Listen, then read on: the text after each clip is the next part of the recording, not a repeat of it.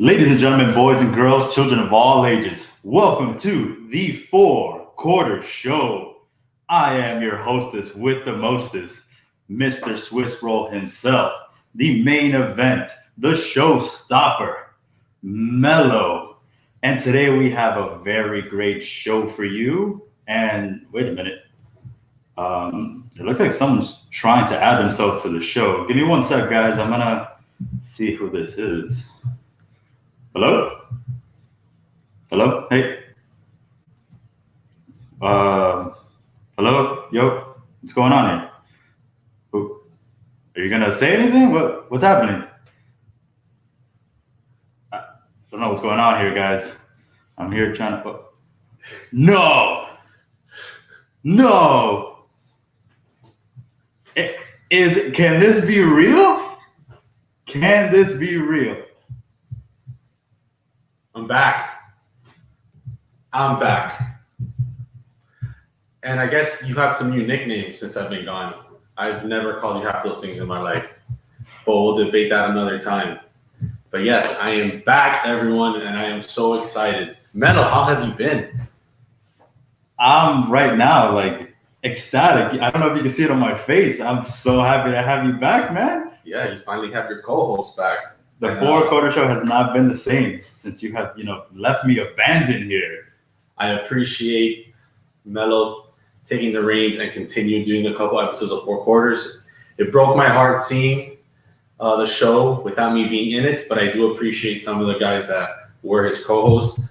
Unfortunately, you did not come close to the way I debate against Mello because you guys did not beat him the way I beat him when I come in here and I stomp Mello every time we debate. So everyone that is watching, you are going to see the return of the favorites in this show. So thank you so much. Thank you for still sticking with us, even though I wasn't here. But now we're going to get back to real debating now that I'm here, Basically, so, Max Kellerman is back.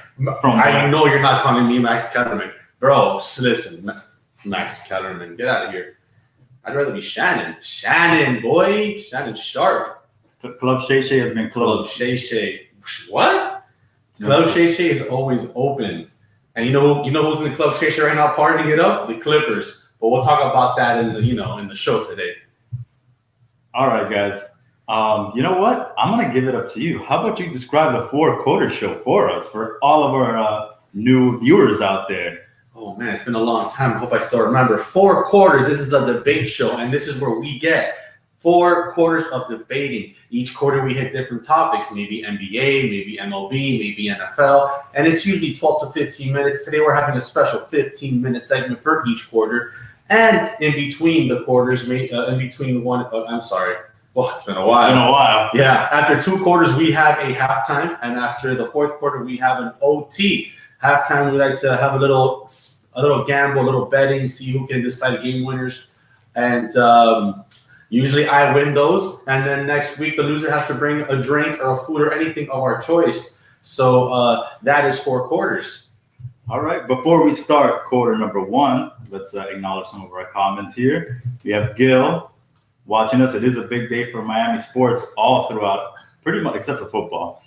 It's been pretty huge. And Timmy from the Just Too Sweet show. He's welcoming you back. Oh, thank you, sir. Thank you. I miss this so much. I'm glad to be back debating Mello, something I love doing because I always beat him. He doesn't, but he loves losing apparently. And okay, it looks like all my stuff was deleted. So give me one moment, guys. But yeah, guys, I'm sorry I've been gone for so long. I've been studying for the Florida bar, which it keeps getting postponed. Hopefully, I can take the exam on October 13th. That's been scheduled to be taken. But since all I've been doing is studying, I wanted to come back and do what I love doing, and that's being the host of 4 quarters, just getting back to also normal life, real life, and hopefully this can normalize things a little bit. I hope everybody's been safe, and it's a blessing that sports is finally back, especially real playoff basketball. And it's been feeling amazing. You got the NFL back. MLB still doing its thing. But for the most part, I'm so happy to be here.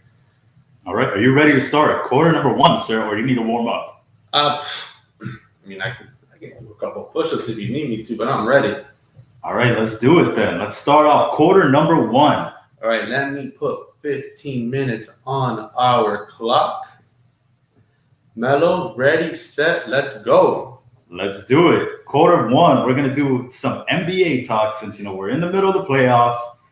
Man, this feels exciting, especially after last night's game. So we'll start off with the Heat up 2-0 versus the Boston Celtics. Are you surprised? I actually am surprised that we're up 2-0 against the Celtics, only because I thought the Celtics, I still think the Celtics match up better than the Raptors against us, because I compare the Celtics kind of to how our team is. A good overall team has a bunch of studs, a bunch of great players with which I thought had good chemistry up until last night. Apparently the Celtics broke down, but I am surprised that it's 2-0. 1-1 wouldn't have been surprised. I thought we could take a game, but to go down to be 2-0, man, I'm very excited. Heat basketball is back, and it's just amazing to see how fast we've gotten back. What about you? Are you surprised that the Heat are 2-0? So I predicted a couple days ago that the Heat would win in 6. I, however, said I predicted them to lose game 1, but they came out just as strong as they have been doing every single series, whether it was the Pacers or the Bucks. They came out resilient, and even if they were down double digits, they still came out to win. So I'm surprised, and I know I was talking to a couple people, one of which has been a good luck charm since she started watching the show. Not the show, the games. Her name's Annabelle. I feel like she's a good luck charm for the Heat, and I don't know. I feel like they've shocked me, man. I'm so surprised at how gritty this team is. That Heat culture is everyone's getting put on notice. Well, okay. One thing, I'm not surprised that you were wrong about something. Of course, I'm not surprised about that. But I'm also not surprised that we're doing so well. I wish I would have been in the show when the Heat first started playing during the playoffs, because I have been saying it. I know it doesn't count because I was on the show and I didn't say it live, but I was big. Maybe we even go back to the beginning of the season and our predictions. I had the Heat on maybe even the top 4, top 5. I think I was right about that if we go back on some of the episodes. No, I think, yeah. If I'm not wrong, you might have had them at like 5 or 6. I think I gave them 4 just because I said I want to be optimistic. But I believe you had them like at 5 or 6. You didn't want to give us too much. Yeah, and that was before we started playing, and I saw how close, how close the team is and how gritty they are. But I've been saying it. I have faith in them making it to the finals. I still have faith making them to the finals. It's easy to say that now, being up 2-0, but even in the beginning, I had tremendous faith. You saw them during the regular season. You saw their hustle, their fight. They don't stop fighting, and that's what I love about them. Dragic is playing with his, like, he is going crazy. A man who is a veteran who just wants to win, and I love that. Yesterday when we were down maybe like 12, he was yelling at the team, "Let's go." Butler, even on his off offensive days, he gives it to you. Defensively, does what he has to do. Tyler Hero's playing with a guy who just doesn't give an F about anything. He'll take a shot if there's 10 seconds left, and he takes it. I love that about him. Duncan Robinson, he's playing fantastic. The second half was a little okay, but for the most part, giving 18 points, that's huge for someone like Duncan Robinson. And Adebayo, what can you say about him? Every day he brings it. He'll give you, 18 and 10, 20 and 10. He is just a phenomenal young player, and I just love our team. Our team is amazing, and we got to give it up to UD and Iguodala. I think those guys are tremendous leaders, especially UD. And I loved our pickups that we made during the season. So it's just been amazing. I think one person that's not getting enough credit that I feel like throughout the entire playoffs has been insane is Jay Crowder. Oh, Jay Crowder has been out of his mind. He's up there, if I'm not wrong, in this series alone, he's like the second leading scorer, probably behind Dragic, who's also been out of his mind. He's finally making his money's worth, which I love. I'm going to go here to the comments. Kenny saying, "Let's go Heat, baby." That's right. Shout out to Kenny. That's my nephew right there. Love you, boy. What I was going to say was, who do you think is more like the reason for our success?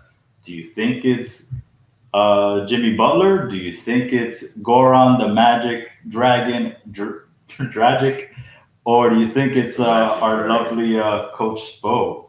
Man, first I want to acknowledge Crowder. because Crowder is phenomenal. The second I saw that trade happen, I said, perfect move. I knew he was going to fit the Heat culture. Every single team he's in, he never complains about needing minutes or scoring or whatever. He's just that player who wants to go in, and which leads to my next point, which is the comments. The person that I believe is truly responsible for this is Coach Spo.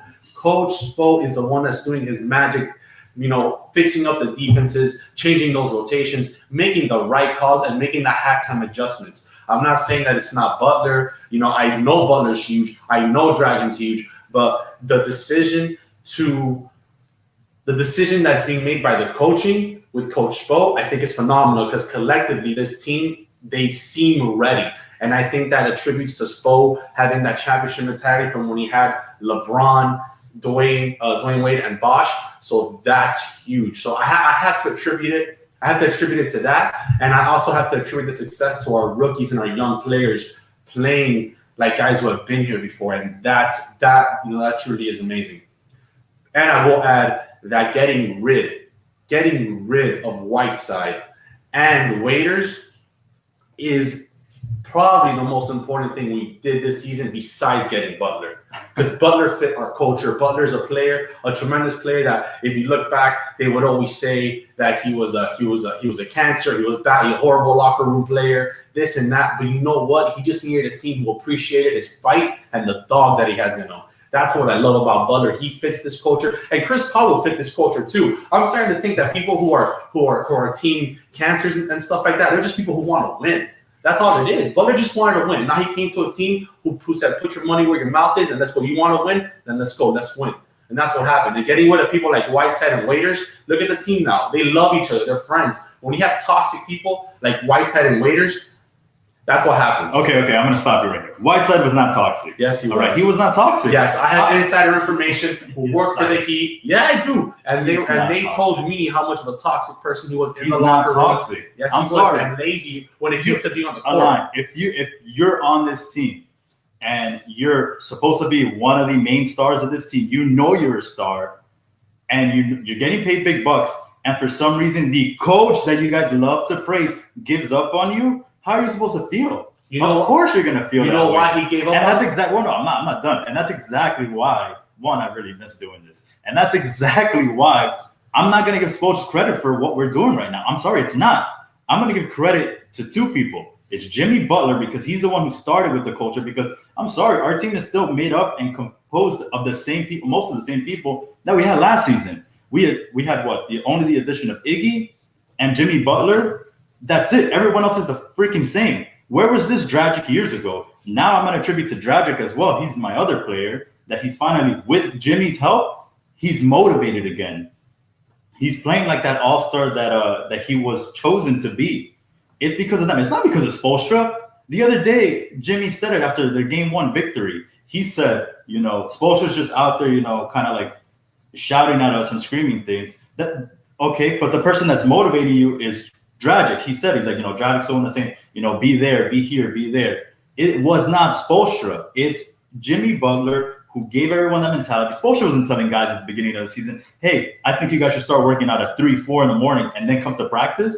No, it was Jimmy Butler that set it in stone, and then you had Miles Leonard doing it. You had Dragic. You had Bam. You had all these other guys doing it, and they were following suit. They're like, you know what? This guy's the leader. He's the one that's going to take us to the promised land. Not our coach. They are winning despite Spoelstra, because last I checked, up until yesterday, that I don't know what it was. It must have been someone that told him something, because he had something against putting DJJ out there on defense. He was so set on putting Kendrick Nunn out there, who wasn't doing dilly squat. And finally, in his head, like I said, I feel like someone must have said, hey, man, it's not working out. Let's do something else. I don't know if it was Chris Quinn, Juwan Howard, whoever the hell it was on that team, told him something, and it finally got through and said, you know what? Let me play DJJ. And he went out there and balled, which is what he should have been doing from the start. You're done with your little rant? You're absolutely right. But okay, don't rely on time. Okay, I'm definitely gonna talk about this also. I hear what he's saying, but LeBron James left the Heat. LeBron James leaves the Cavaliers. Most teams go to die when LeBron leaves an organization. The Heat did not die. We either made the playoffs or we were maybe 9th or 10th seed, but we never were at the bottom when LeBron left, and we always stayed there. And I attribute that to coaching. This year, we finally got a top star. This year, we finally got Butler. And that is huge. And look what happened when you finally give someone like Spo a player. Look what happens. I don't care. When you give Spo I didn't interrupt you. I didn't care that Phil Jackson. I don't care if you're Phil Jackson. I don't care who you are. If you do not have a star or players around you, you're not going to be successful. And Jimmy Butler is finding a star that we have in the team, and it's working out. And yes, of course I'm giving credit to Butler, and I'm giving credit to everyone, but I'm definitely going to give credit to Spo. And you know what? Whiteside and Waiters were not Heat culture. They were not Heat culture. That's why Spo would bench him, because they weren't good. And that's something that other teams should do. The Timberwolves, Jimmy Butler was in the Sixers, Jimmy Butler was in the Timberwolves, and he noticed players that weren't giving their all. And I bet you Jimmy Butler would have appreciated if some of these great players would have got a bench. Spo's not scared to bench someone who's not giving it their all. And that's why Whiteside wouldn't get his minutes. If you're not putting in Heat culture, you're going to get benched. And that's what would happen to Butler. If Butler wasn't putting in Heat culture, they would have benched him. Because that's how we do in this organization. And Dragon is showing up because he finally has players who want to play. Chemistry changes. We drafted Tyler Hero. We have Adebayo. We're giving Adebayo our focus and not Whiteside. So now Adebayo feels like, oh, I'm the guy. So it makes him feel comfortable. He has the Heat culture, and the team chemistry with all this talent is what's attributed to all the success. But having Spo, a guy who doesn't give up, and have that team, I'm going to give credit to Spo words too. He never let this team get far behind, even when we didn't have stars. And the last thing that I will say is very important is that Wade finally retired. I know that's not going to be a popular statement, but finally having Wade move on, having his retirement. Last year, that was beautiful. We went through the whole retirement thing, the last dance. But having him just finally get out and now start the new regime, the new Butler, the new culture and everything, I'm definitely going to give the respect to Spo. But I'm going to agree with you that, a lot of it has to do with the players too. But my boy Spo is doing work out there. I'm sorry, but it's not that hard to be the 9th and 10th seed in the East when your 8th seed is 9 games under 500. It's not that hard. So I'm not going to give credit for him for being mediocre. He's been I'm sorry. If he didn't have – that's why yesterday, I think, he's like number 9 or 10 something on all-time playoff wins in the playoffs. But about 60 of those came from LeBron James and the Big Three era. I'm not going to count that and be like, yeah, it's impressive. He didn't coach those teams. We shouldn't count any of Phil Jackson's rings then. Phil Jackson was coaching. My man had Michael Jordan, Scottie Pippen. My man had Kobe Bryant. He was still coaching. Shaq. No, let's just take everybody's rings. He was coaching. What was Spoelstra doing? Coaching. You can't tell me Spoelstra was coaching. You know what he was doing? LeBron James. You know what he was doing? He was making sure these players worked hard, because when you have stars, you gotta make sure they work together collectively, because it doesn't take any coach can't just do that. You have to get people to work hard, and Spo does that. I'm sorry, Spo was not coaching anything in the Big Three era. In those 4 years we went to the finals, yes, he was. Man. He wasn't, and it's clear. Yes, you just go back to 2011. He wasn't coaching. He was letting them go out there and do what they wanted, because we lost that 2011 finals partly because of him. The problem with because of him and LeBron James averaging 19 points a game and 2 points in the fourth quarter. We lost those because of those two. He couldn't be in the game and coach. He got out coached. We lost that game because Wade and LeBron were not playing the right way. They both were still bashing at whose team it was. And the next 2 rings we won because LeBron finally got the man. You know what? Wade anointed him and said, LeBron, take it. This is your team. And that first year, it was just a confusion. Look, may have been also because LeBron, it was his first time and this and that. Maybe you could attribute it to that. Or you could also attribute it to Wade and LeBron just weren't clicking at that finals. Okay, they didn't know who was the guy. You're right. I agree with you there, because then you go next year and Dwayne Wade gives him the keys to the castle. Absolutely right. But you can't tell me that up 14 points in game 2 and up another like 14 or double-digit points in game 4 that you don't blame Spoelstra. You're up 14. You're starting to lose the lead. You're down now by like 7. And then all of a sudden, oh, yeah, I should call a timeout now. No, man, he was horrible coaching in games during that series, and that's why we lost. You could blame it on that. You could blame that some of the best players in the world didn't play well. And at the end of the day, LeBron and Wade have no excuse. Really, Coach Spo's not the one out there either. You know, how about he gets credit when the when you Clippers. win, but not when he doesn't get the fault when we lose. If you told me that He gets bailed out for that. If you told me that Wade and LeBron were putting up great numbers and we lost because of coaching decisions, then I'll give it to you. But that's not what we're going to keep going. But that's not what happened.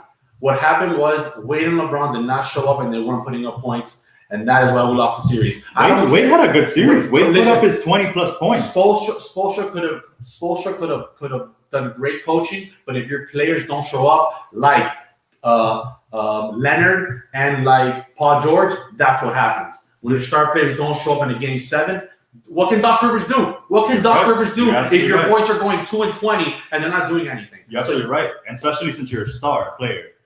But I agree with what Kenny says here. Spo was in a chess match versus Pop. A GOAT. He's not Pop level, but he's great. See, I would agree with this. There's people out there who want to say that Spoelstra is the Popovich of the East. He's not. He's not even close to Pop's range. Good. So I agree with you there. All right, let's do a quick. Let's continue the first quarter. First quarter. We don't want to move on to number 2.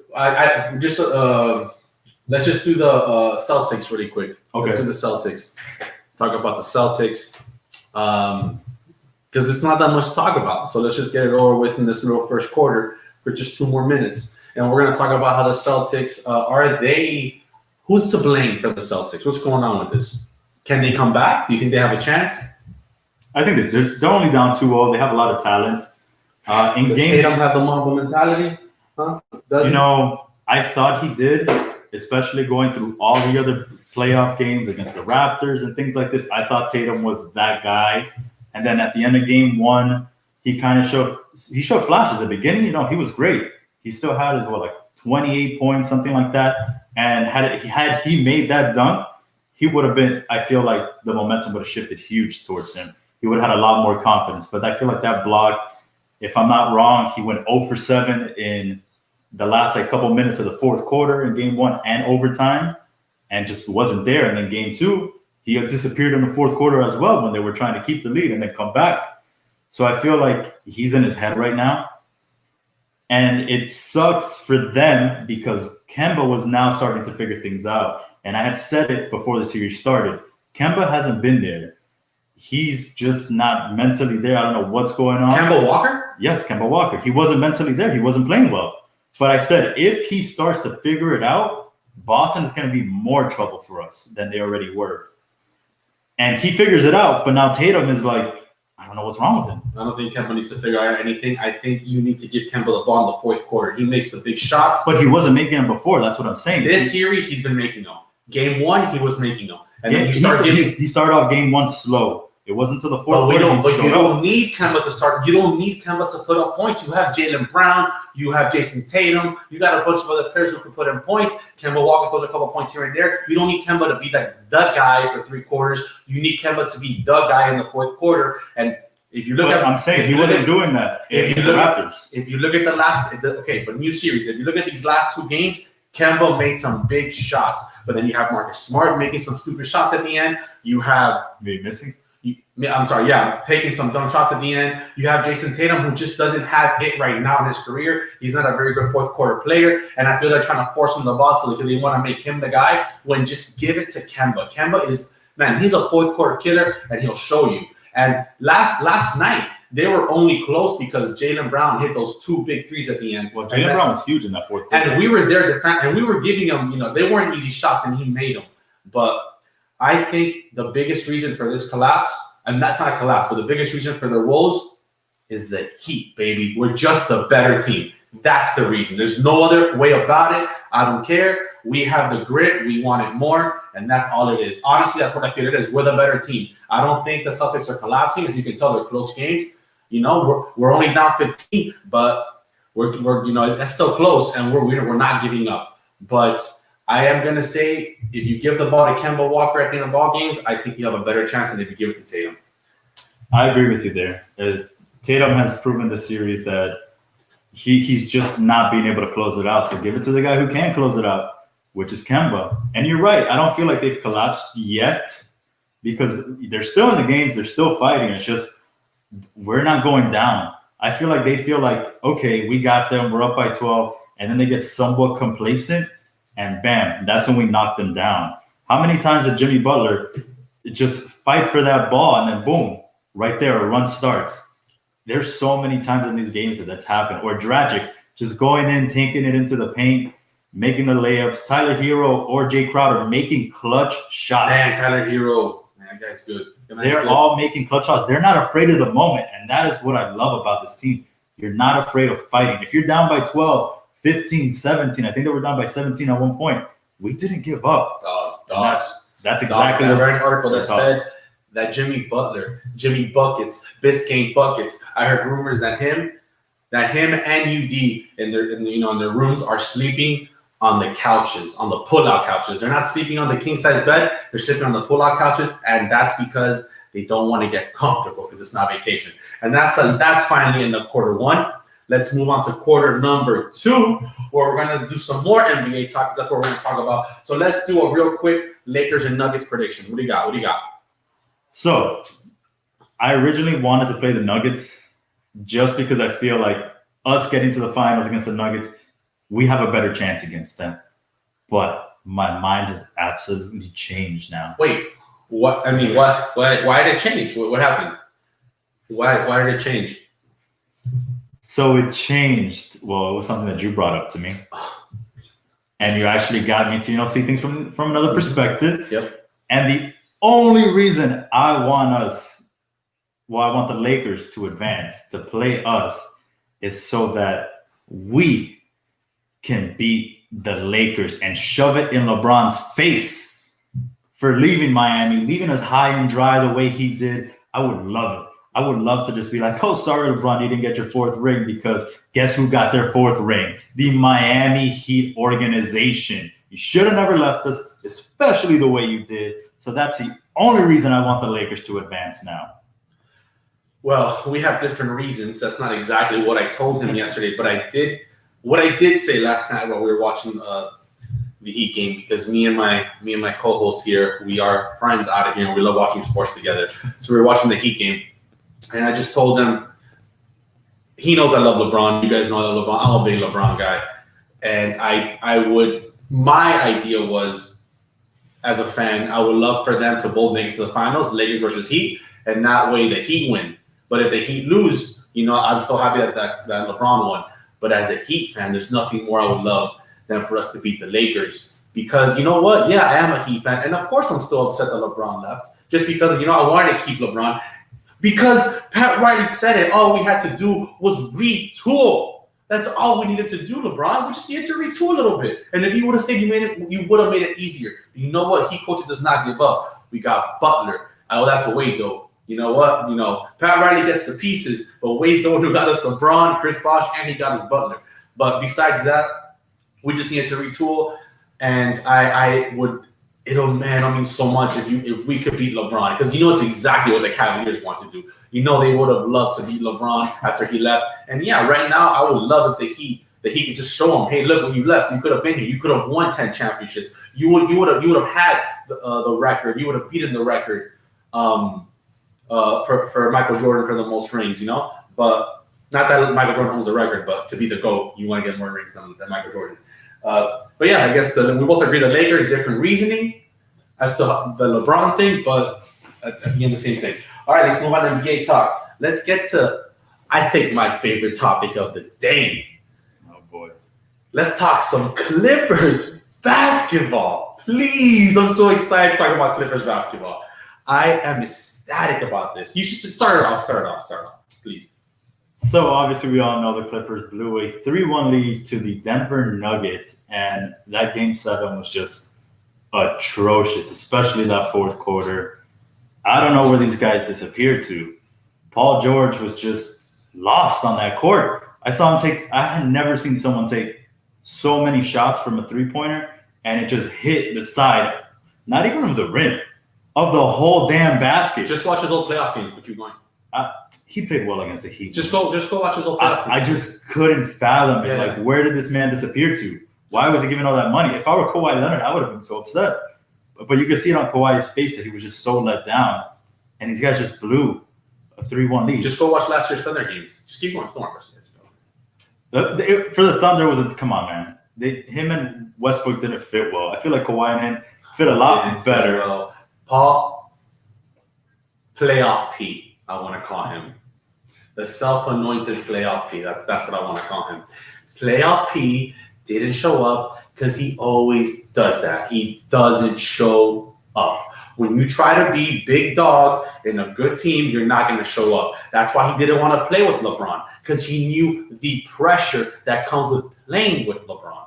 He can't handle it. He can't handle having expectations. The reason why his best playoff performances were with the Pacers was because you had zero expectations. You weren't in a big market. You weren't with another star, with a bunch of other stars. It was just you, and that was it. And if you go home, whatever. I lost to a team that had stars.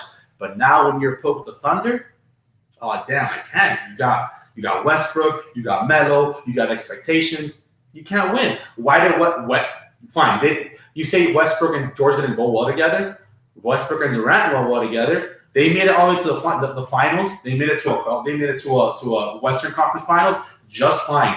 Paul George and Westbrook are great players, and they should have made it farther together, but they didn't because Paul George does not have it. But you know what? Paul George is different than Kevin Durant. Kevin Durant, as great as he was, never said, "Hey, this is my team. I'm going to take over." He gave that to Westbrook. He didn't mind being the number 2, even though he was the number 1. Paul George doesn't have that mentality. He wants to be number 1. And maybe that's the issue with this team. There's one comment down there I need you to put on the screen. Which one? You know which one? This one? Yeah, go ahead. Keep talking. LeBron, leave that up there for a minute. Go ahead. I can be mad at LeBron plenty. Anyway, I lost my train of thought. Okay, so maybe that's the issue here with the Clippers, that he wants it to be his team, but Kawhi still is not ready to give up those reins. He's still the best player on the planet. He's the best player on that team. Do not say you can't be the. Yes, he can. Yes, I can. After what he did with Toronto last year, you sound like Skip Bayless right now. After what he did with Toronto last year, he's 1-0 against the Golden State Warriors. LeBron is 1-3 against the Golden State Warriors in the finals. I don't care who got hurt, what happened. He was still a force to be reckoned with, and he got the job done. You cannot. Okay. I'm not going to argue with that part, even though the logic is complete nonsense. No one thought the Raptors were going to make it that far, and he did it. He put the team on his back. I'm talking about this year, and there's no way you can be the best player in the planet and lose this soon in the playoffs. There's just no way. Why not? I'm not talking about last year. I'm not talking about LeBron James. I'm talking about Kawhi Leonard, and you cannot be the best player in the world and get eliminated this early. Because if you're the best player in the world, that does not happen to you. If you're the best player in the world, you make it to the finals. Go look back at every single finals, and the best player in the world is playing in that team. I'm telling you, the best player in the world. Last year, fine. You want to tell me the best player in the world is Kawhi Leonard? I'll give it to you. He won the championship. He took a Raptors team that people didn't think would make it that far, even though they were a great team. Siakam came out and played out of his mind, and that was a big deal. Kyle Lowry he did work. Did better than when he was with DeRozan. Fred VanVleet. He's a great freaking player, man. He really is. But you cannot be the best player and get eliminated this during the playoffs, and that's just how I feel. There's no But see, way. I think it's different. It's not like he's on the East and got eliminated in the second round. If he would have stayed with Toronto, right now they're in the conference finals. I don't care if it's the East or the West. I feel like it's a difference. LeBron James, he's not as good. If he goes to the West, he'll get beat. Okay, he's in the West, first seed. He has no care in him. Did you miss him all of last year? Did you miss him in that Philadelphia series? He was hurt, and that's why but I'm not saying that LeBron's the best player in the world. I'm not saying that. You know why? Because if you're not there, you lose that title. You're saying that Kawhi is still the best player in the world, and I'm saying that is not true. It's just not. I think so. So who did? Okay, so let's see. Right now, Kawhi lost to Denver, right? Correct.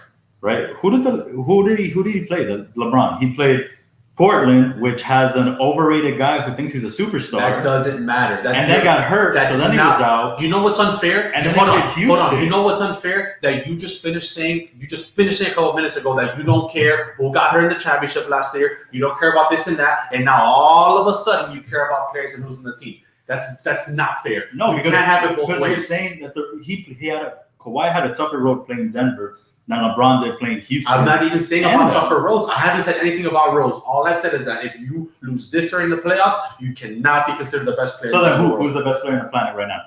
Right now, yeah, I'll let you know in the finals. But I will say, I'll let you know right now. In my opinion, who I think the best player in the world is Jimmy Buckets. No, I think it's LeBron James. I believe the best player in the world right now is LeBron James, and he's still showing you that. It's his leadership, his defense. We know it's not that good. It's not as good as it used to be, but he's still giving it his all, and he's doing it offensively. I mean, he's showing it to you. He still has it. But you know what? If LeBron gets eliminated, man, it might be between Jokic and Murray, man. Murray's playing out of his mind. Jokic is playing out of his mind. Hey, you gotta give it where it's due. I'm sorry, you gotta give it where it's due.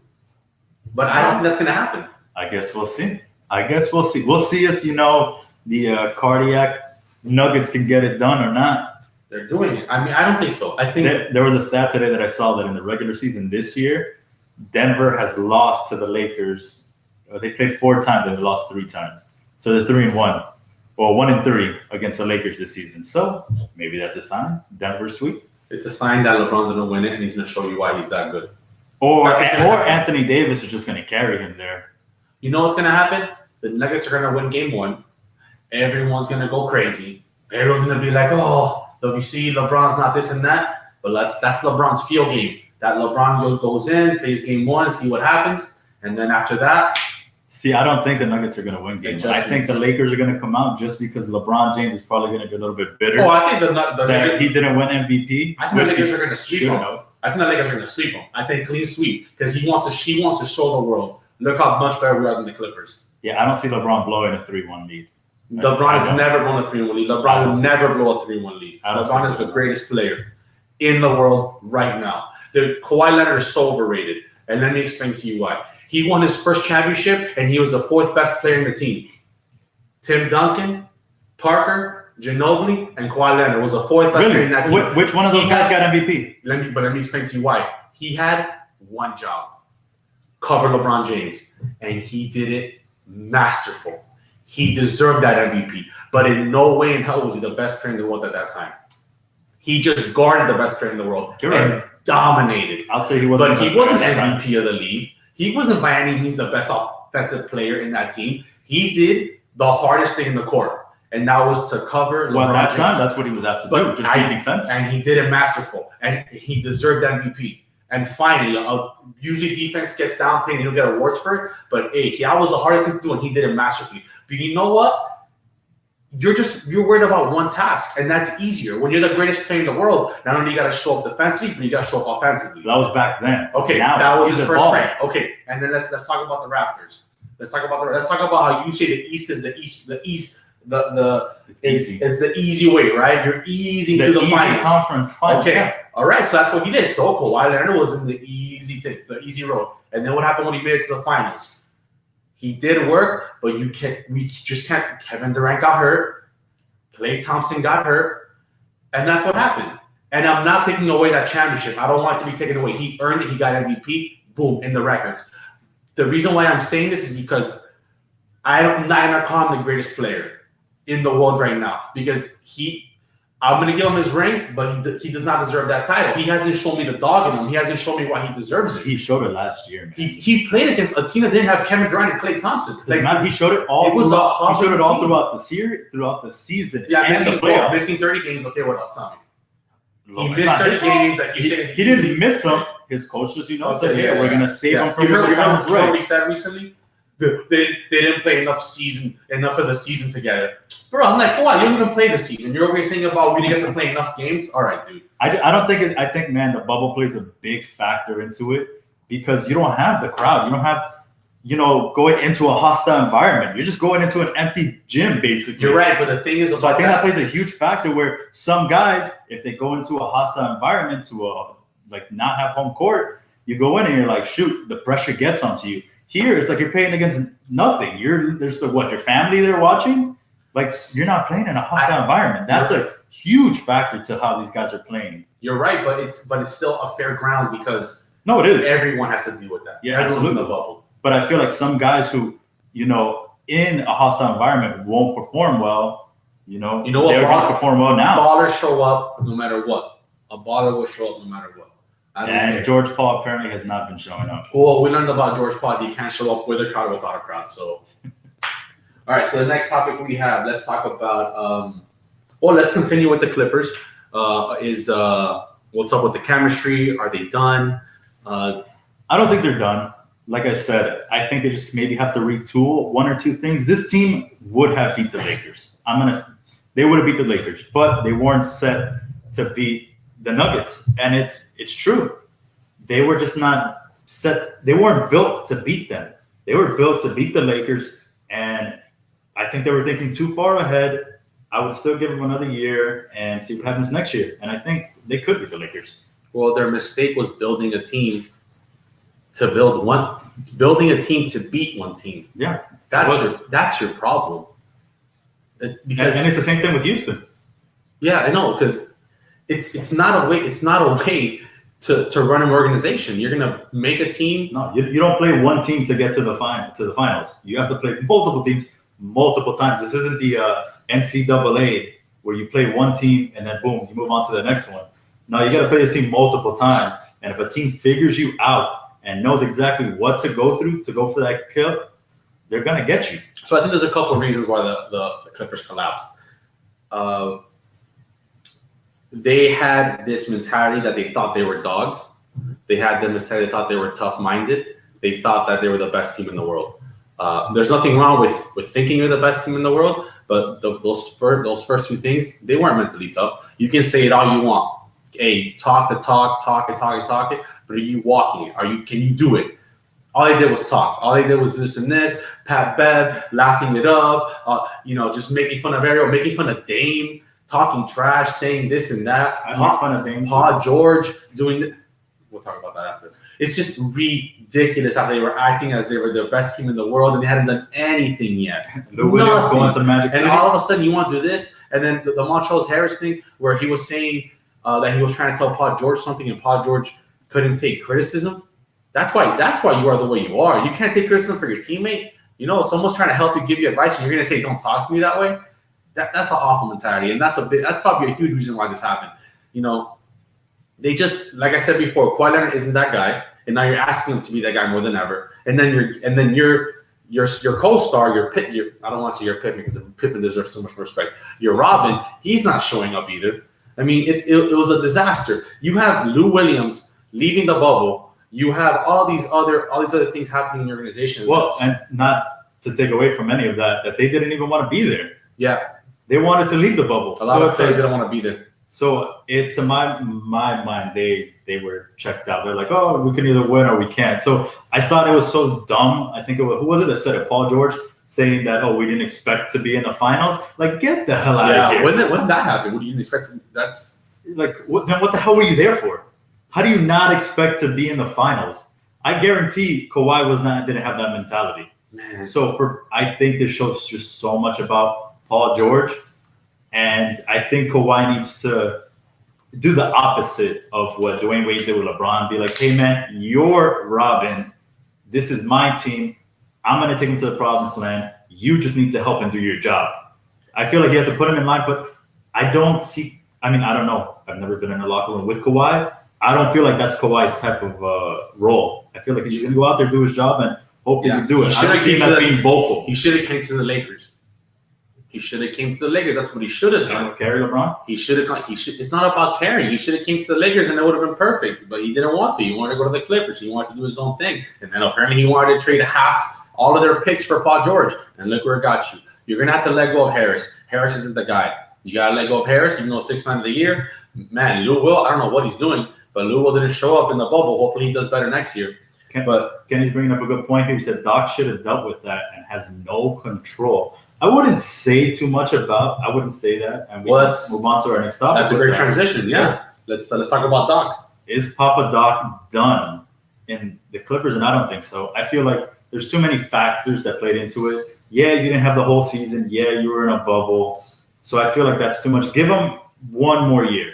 After this year, if he doesn't figure it out, then I would say Papa Doc is done. But I still think he needs 1 year. I don't think it's anything to do with control. Like, how can you control that? You can't control Paul George not making shots. You just can't. I think, unfortunately, for Doc, not Pop, because Pop knows what he's doing.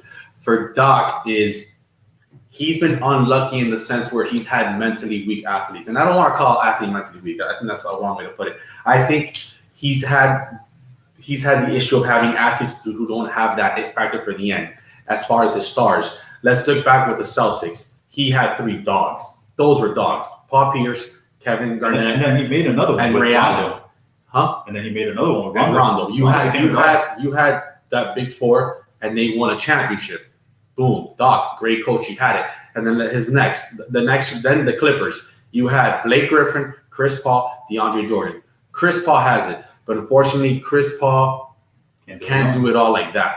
You need someone like Blake Griffin and DeAndre to do that. And I don't think they're those guys. That's why they were down 3-1 and lost. And that's unfortunately why it keeps happening to Doc. And now you're seeing it now with this team where you just have these 2 guys, this dynamic duo, and they just don't have that it factor, which we have seen multiple times from Paul George in the past. And I already told you Kawhi Leonard's road. We're anointing him the greatest player of all time, the greatest player in the world right now. But if you look at the road, how he won the championship, he wasn't the best team in the we're going to keep going for this one really quick. In the Spurs. And then last year, the road, I'm not saying it was easy because nothing's easy, but he did face a Warriors team that wasn't fully equipped as its main thing. So at the end, could Doc have done some better coaching? Absolutely. Because Jokic was doing whatever he wanted with Harris. And then they would definitely, when Lou Williams was in the game, they would attack Lou Williams, and that was the chick in their armor. But they had an amazing defense. You have 2 of the best defensive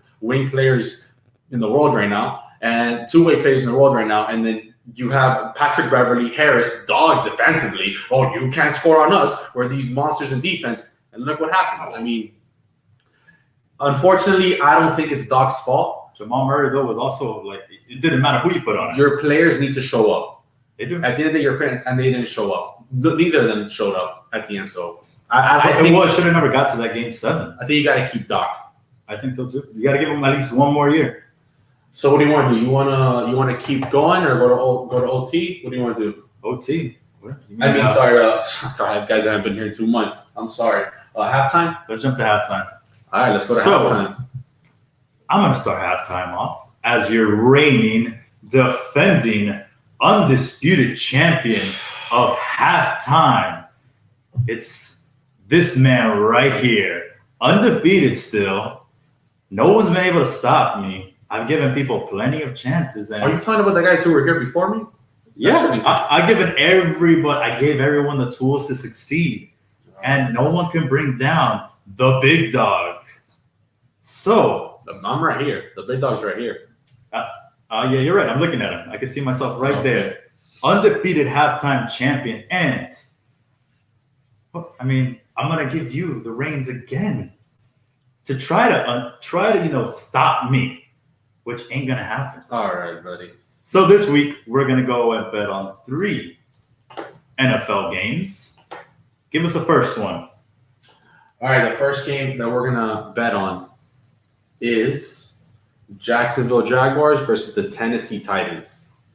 So, being the champ that I am, undefeated, still with the reins, I'm going to go ahead and pick first. And I'm going to go ahead and, pick with the team of the man who owns All Elite Wrestling. And that is the Jacksonville Jaguars with none other than Gardner Minshew at the reins. Surprising everybody. Getting that dub last week. I'm saying they're going 2-0 and beating the Titans and taking a hold of that AFC South. As much as I love the quarterback for the Jaguars, and I really hope they go 8-8, because I really want the Jaguars to go 8-8 because they're trying to tank, and that is going to crack me up if they have a winning record. I'm going to go with the Titans on this one, and I'm going to give it to. I think Tannehill's he's gonna pick apart that defense. I think Tannehill's what defense has Tannehill ever picked apart except his own? I think Tannehill. This is the game. The Jaguars don't have a good defense, and Tannehill's the quarterback who can put up some numbers. If you go look at his stats, he gives you 4,000-yard seasons. I'm a Dolphin fan. I should know this. He can't win big games, and but for the playoffs last year. How many yards was he averaging in the playoffs? Like 89 yards But it's a okay. game? It's okay because It was not him. Derrick Henry. It's okay. You're right. It was all him.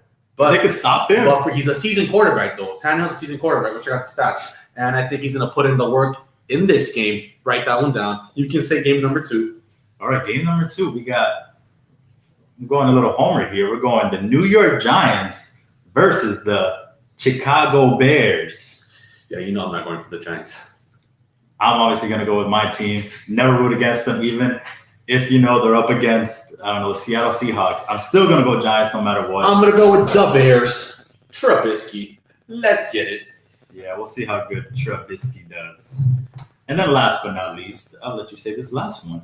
And it's going to be the Miami Dolphins. Miami Dolphins. Miami Dolphins #1 against the Buffalo Bills. I know, guys. I know I should probably not do this one, but my Dolphins are going to beat the Buffalo Bills this weekend. Hopefully. Fingers crossed. Maybe not. Hopefully, yes, they will. Yes, they will. Dolphins will win. Fitz Magic is going to show up because he shows up randomly for certain games. And Fitz Magic is going to look at that one and go, I want to beat that team today. Watch, it's going to happen. I didn't know that the 4 quarter show turned into a comedy show when you were on. Oh, man. I'm sticking with the New York teams, with the Bills Mafia, breaking people through tables. They're going to take the dub against the Dolphins. Dolphins ain't got no shot until they get Tua up there. Tua still, being, groomed behind Fitzmagic. And Fitzmagic ain't going to do diddly squat. All right. Well, when I win, I would like for you to bring me a nice bottle of wine.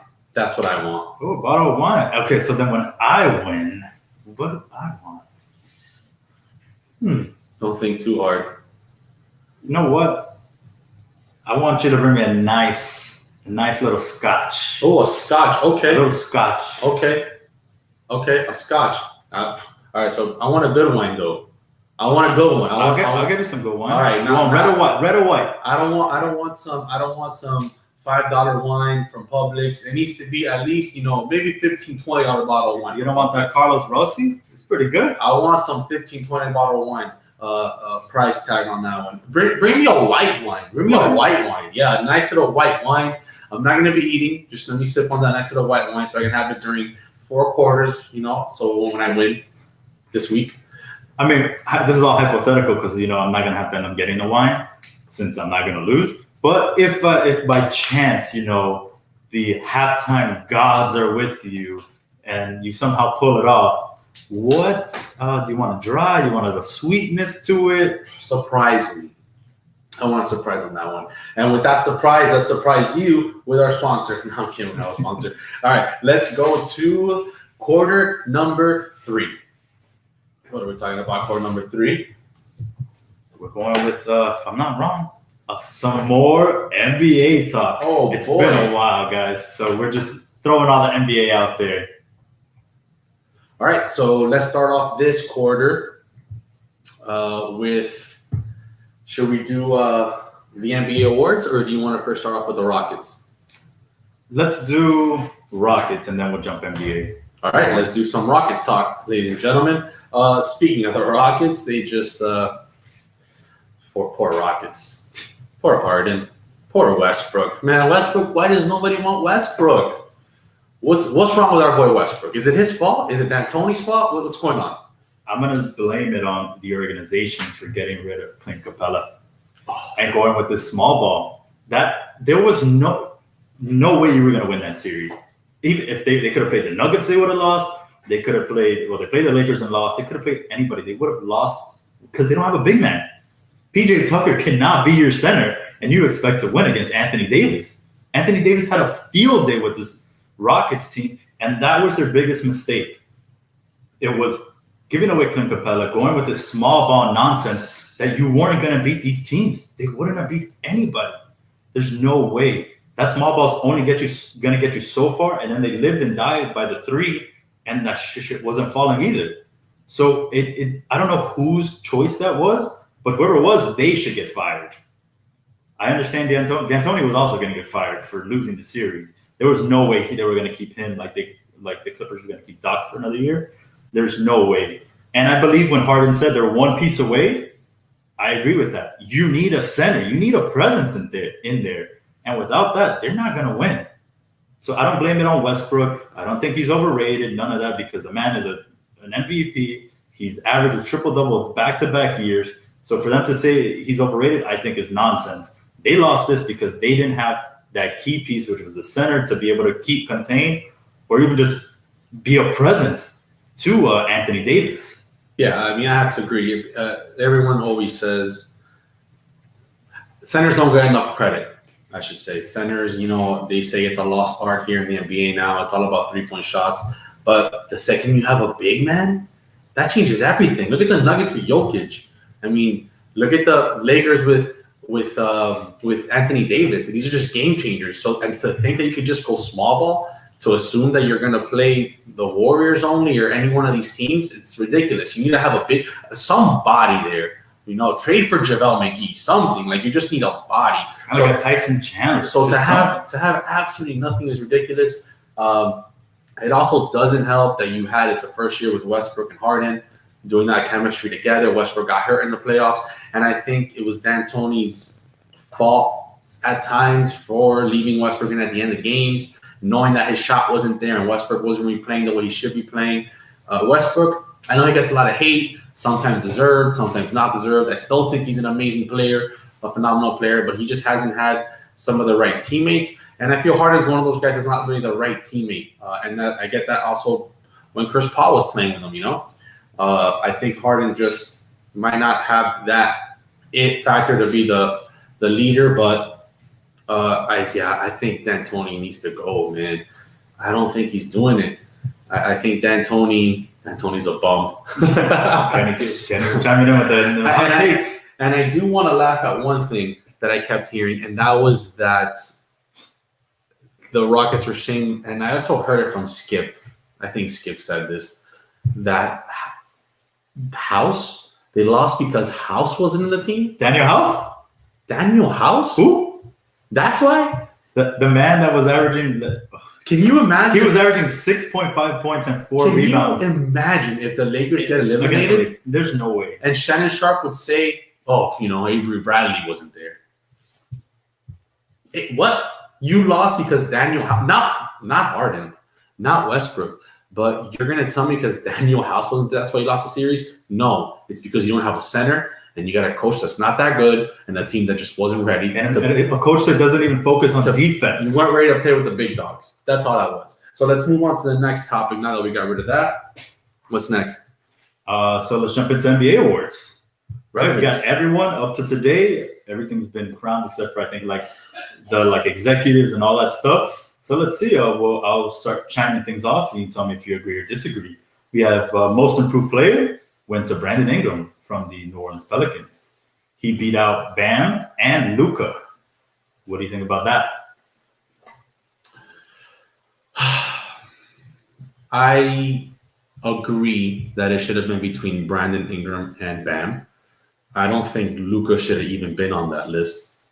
I don't remember him having a bad season last year. He had a good season. He had a good season. I don't know if he was most improved. I guess it's because his improvement was so great.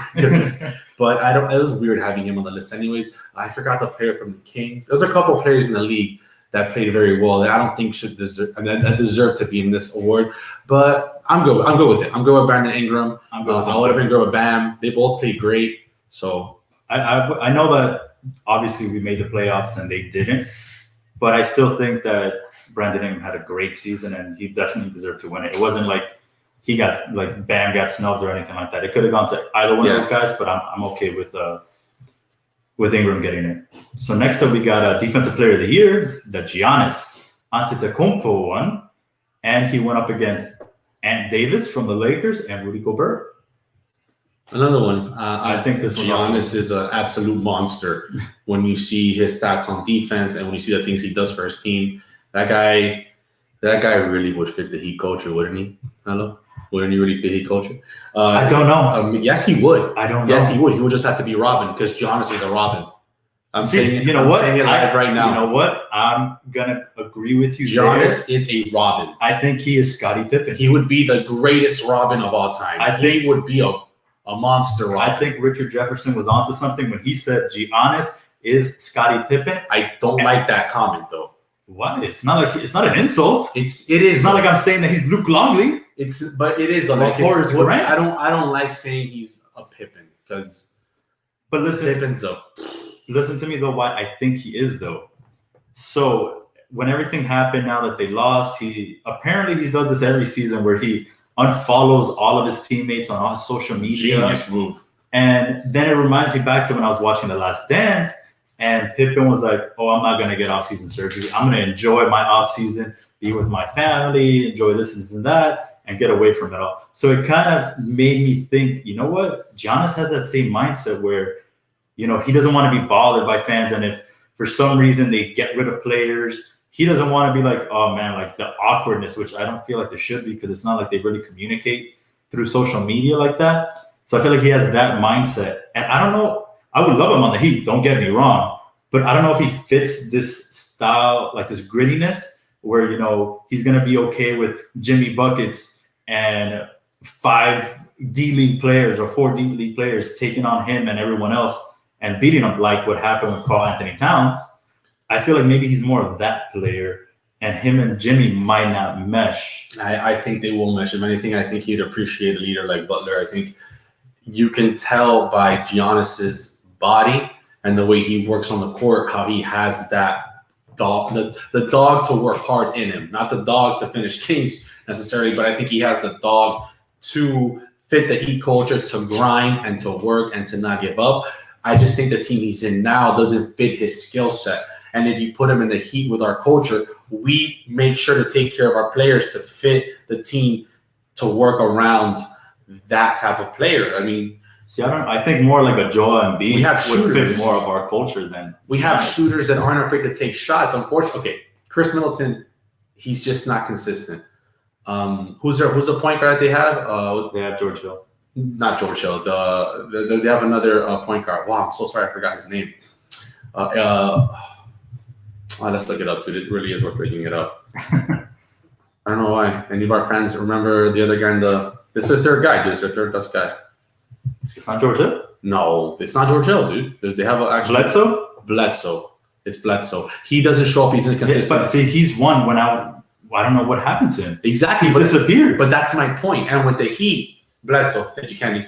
But that's the point. The point I'm trying to say is with the Heat players, we have consistency. We have hustle. We all play well. And if you just add Giannis in there, a guy who plays well every game also, he just unfortunately doesn't play too well because what happens is they close in on him. Because if you just stop him from attacking the basket, that means his team needs to show up to shoot outside shots, and you have inconsistency. If you come to the Heat, you have players outside who make their shots. You have Jimmy Butler who actually shows up and more frequently than a Middleton, than a Bledsoe. I think he'll figure in this culture. But that's besides the point. Defensive Player of the Year, of course, he deserves it. He's a monster statistically and during the season.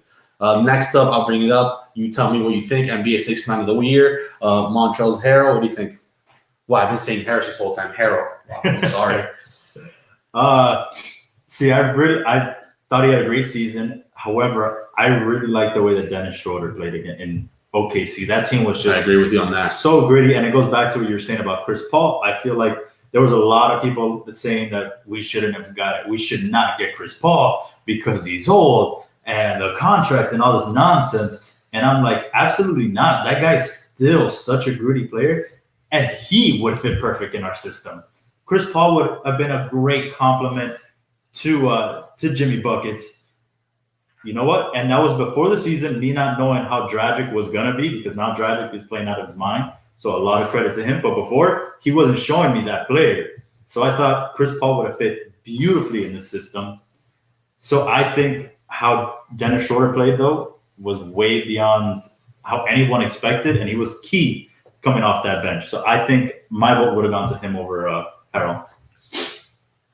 You know what? You probably convinced me that Dennis Schroeder should have won, because if you look at certain awards, especially like the MVP, you look at what player is most valuable for their team.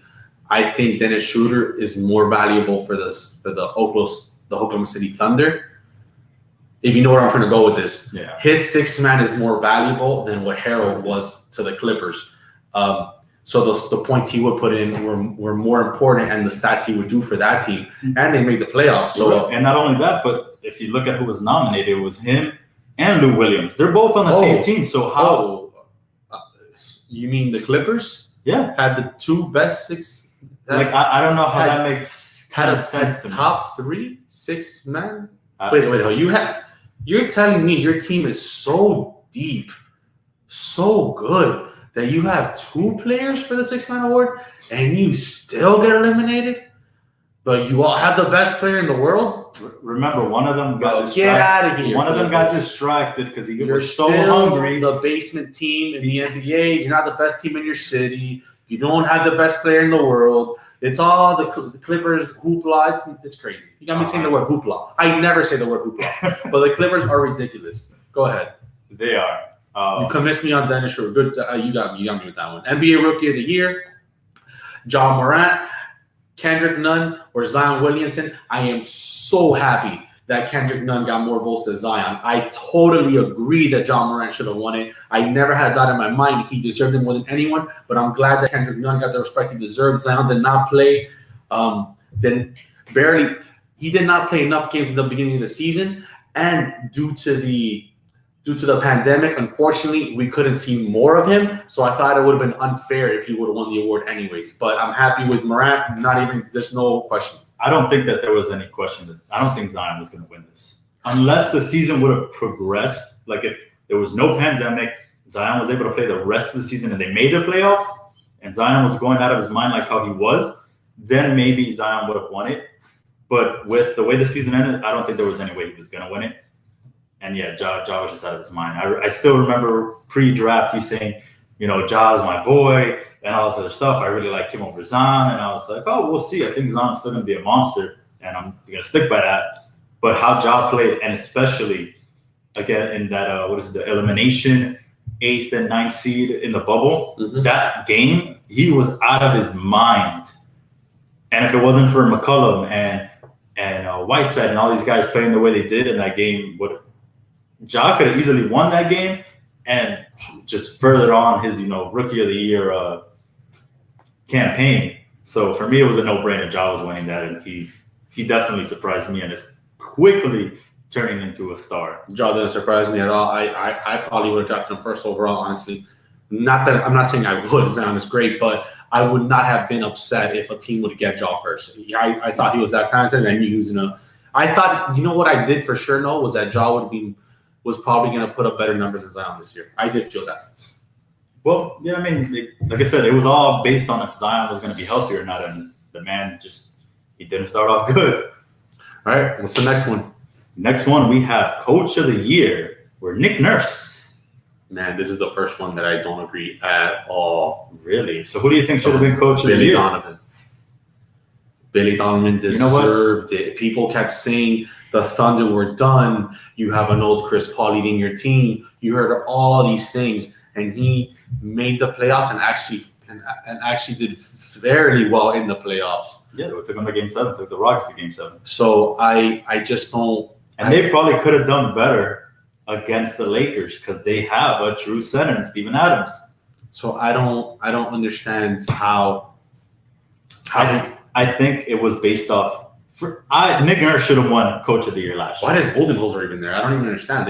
I guess just because they were the number 1 seed. But I think Nick Nurse should have won last year based on what he did with that team, where they were just losing to the Cavaliers and LeBron every year. They finally make that move and get DeMar DeRozan, who is not a superstar. He's just a good role player. You want to know what happened?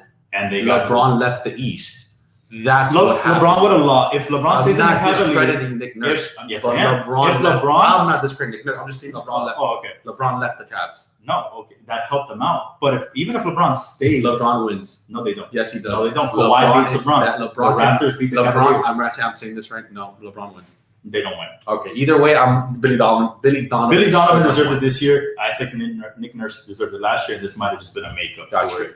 All right, here we go for the biggest. Let's get this one over with.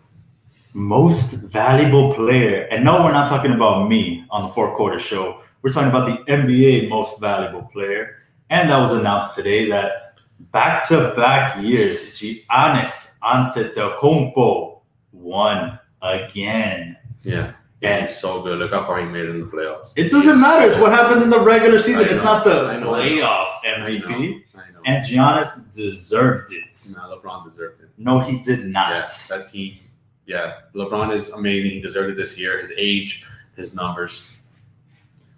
That's all I gotta say. Giannis deserved it. Giannis did it with Les. LeBron has AD there to carry him. He has Kuzma. He has Avery Bradley.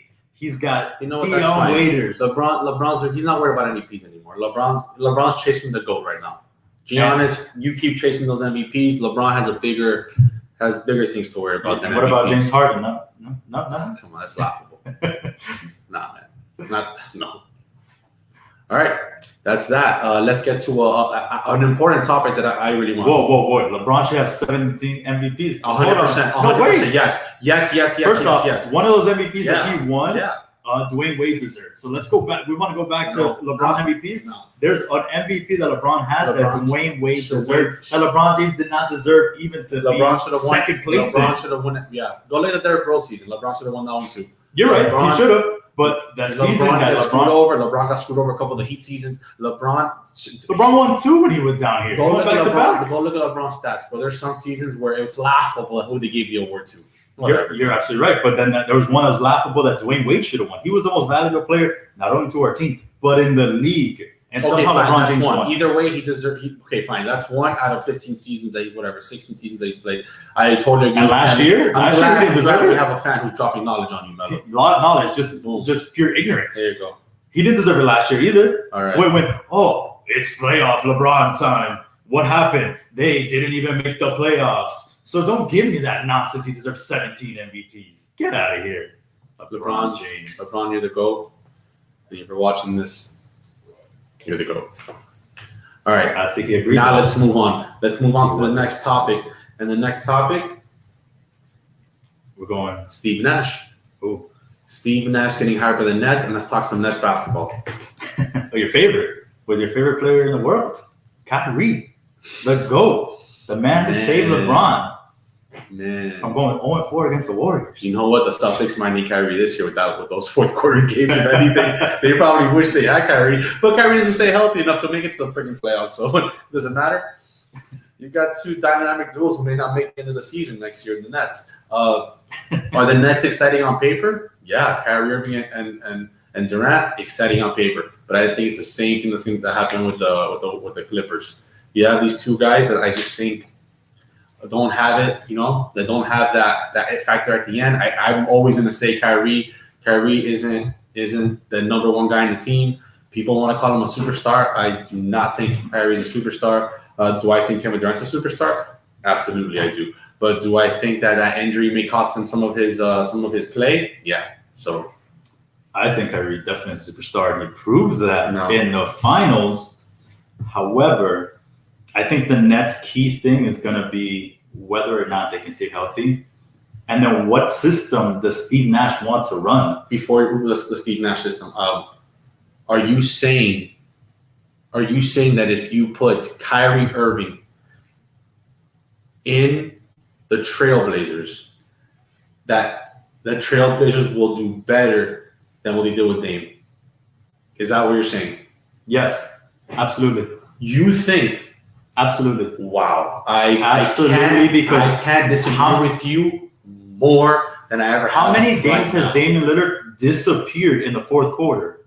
How many? So many. Damian Lillard's averaging like 19 or 20 points in the playoffs. How many teams? His whole career. How many teams does Kyrie Irving need to be in for you to show that he's not a superstar? Do you know why he has a ring? Because LeBron did all the work and Kyrie showed up in the fourth quarter. Right, because Kyrie wasn't also averaging 20 plus points. Did his job. You know what? He finally stayed healthy and did a hell of a fourth quarter. And I'm never gonna be like, about that. LeBron did the work. LeBron was the guy, the superstar of that team, and then Kyrie was the best role player doing his job as Robin and making the fourth quarter. I'll say he was Robin, but he saved him. Kyrie Irving did nothing with the Celtics. That wasn't because of him. And now he's in the Nets and he can't even stay healthy. Kyrie Irving is not a superstar, and he will never. If Kyrie Irving was in the Trailblazers, not only do they not make the playoffs, but he won't even finish the season. you know what? I feel like this is actually proving that there's something else going on in the Celtics. We did talk about that before. I don't feel like it's Kyrie's fault. I think you can blame them relying on Al Horford for some freaking reason. Well, he's not even in this team right now. Why would You're right, and they're doing better. But I just feel like there's something else going on there. They're actually doing the same. Yeah, they made it to the Eastern Conference Finals. They're pretty much doing the same. Well, at the moment, yeah, because they're 0-2. That's what I'm saying. They're doing the same You're they've done in the previous seasons. Better would be if they finally make it to the championship, but they haven't done that. Okay, but the Nets, what are they going to run? Probably D'Antoni style offense, honestly. Some D'Antoni style offense. And you know who's going to be the coach of that team? Durant and Kyrie Irving. That's so you don't think Steve Nash is going to do it? I didn't say he wasn't going to do it well. I just think they got that coach because that's who they like. That's who's been helping Kevin Durant shooting. And that's just, it's not going to be he coach, I'll tell you that much. It's not going to be go home, go work. I think it's a comfortable coach that they're both okay with, and they're going to be lackadaisical. They're just going to be chill. So it might be. I wouldn't say more D'Antoni. I'd say maybe he might do more of a Steve Kerr. It might. Maybe. I feel like it might be something more to that because it's not like Steve Nash is a bum or doesn't know how these games work. I don't feel like it's going to be. I didn't say he was a bum. I'm just saying I don't think it's going to be D'Antoni. I think if anything, it'll be more Kerr, like what you're saying. It might be more lax, player coach type of deal. And who knows? I mean, they might actually go out there and play some defense. So I think it might be more courage. I cannot wait to see how this team goes and see how it's going to implode. It's going to be a disaster. You think so? It's going to be a disaster. I don't think so. If they can stay healthy, I don't think it's a disaster. All right. So with that, what do you think of Steve Nash getting hired? I thought it was an interesting choice. I didn't even know that he wanted to be a coach. I thought he was good, doing his soccer stuff and being an analyst. So it kind of took me by surprise. Honestly, I think doing the practices with Kevin Durant probably awoke something in him. Doing the rehab with Kevin Durant, and it may have. You know what happened? I think Kevin Durant goes, "How about you coach the Nets?" And that's exactly how it went down. I truly believe that because you know who picks the coaches for teams? The superstar. The superstar does. You're right. Who can you manipulate? LeBron James has done that all his career. Jerry Buss said it best. They said Magic Johnson doesn't want. They told him Magic Johnson doesn't want this coach. What are we gonna do? And Jerry Buss goes, change the coach. That's it. And that's why they have Steve Nash, which leads to the next thing. Do you think Steve Nash should be the coach of this team? Do you think he deserved it?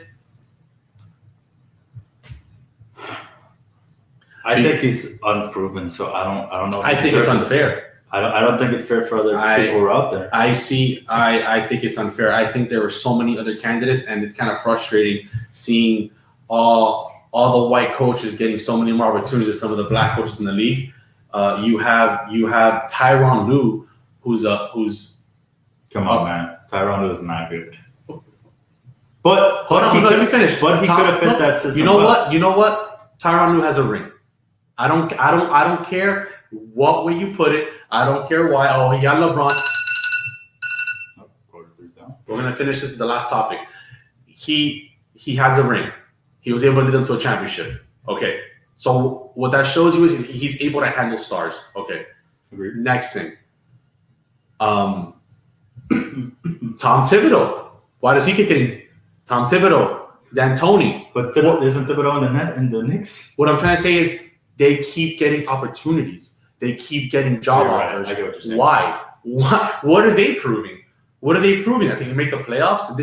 You get all these white coaches that get multiple opportunities, and that kind of annoys me. Man, Tyronn Lue deserves it. And who's the one that used to coach the Warriors? Mark Jackson?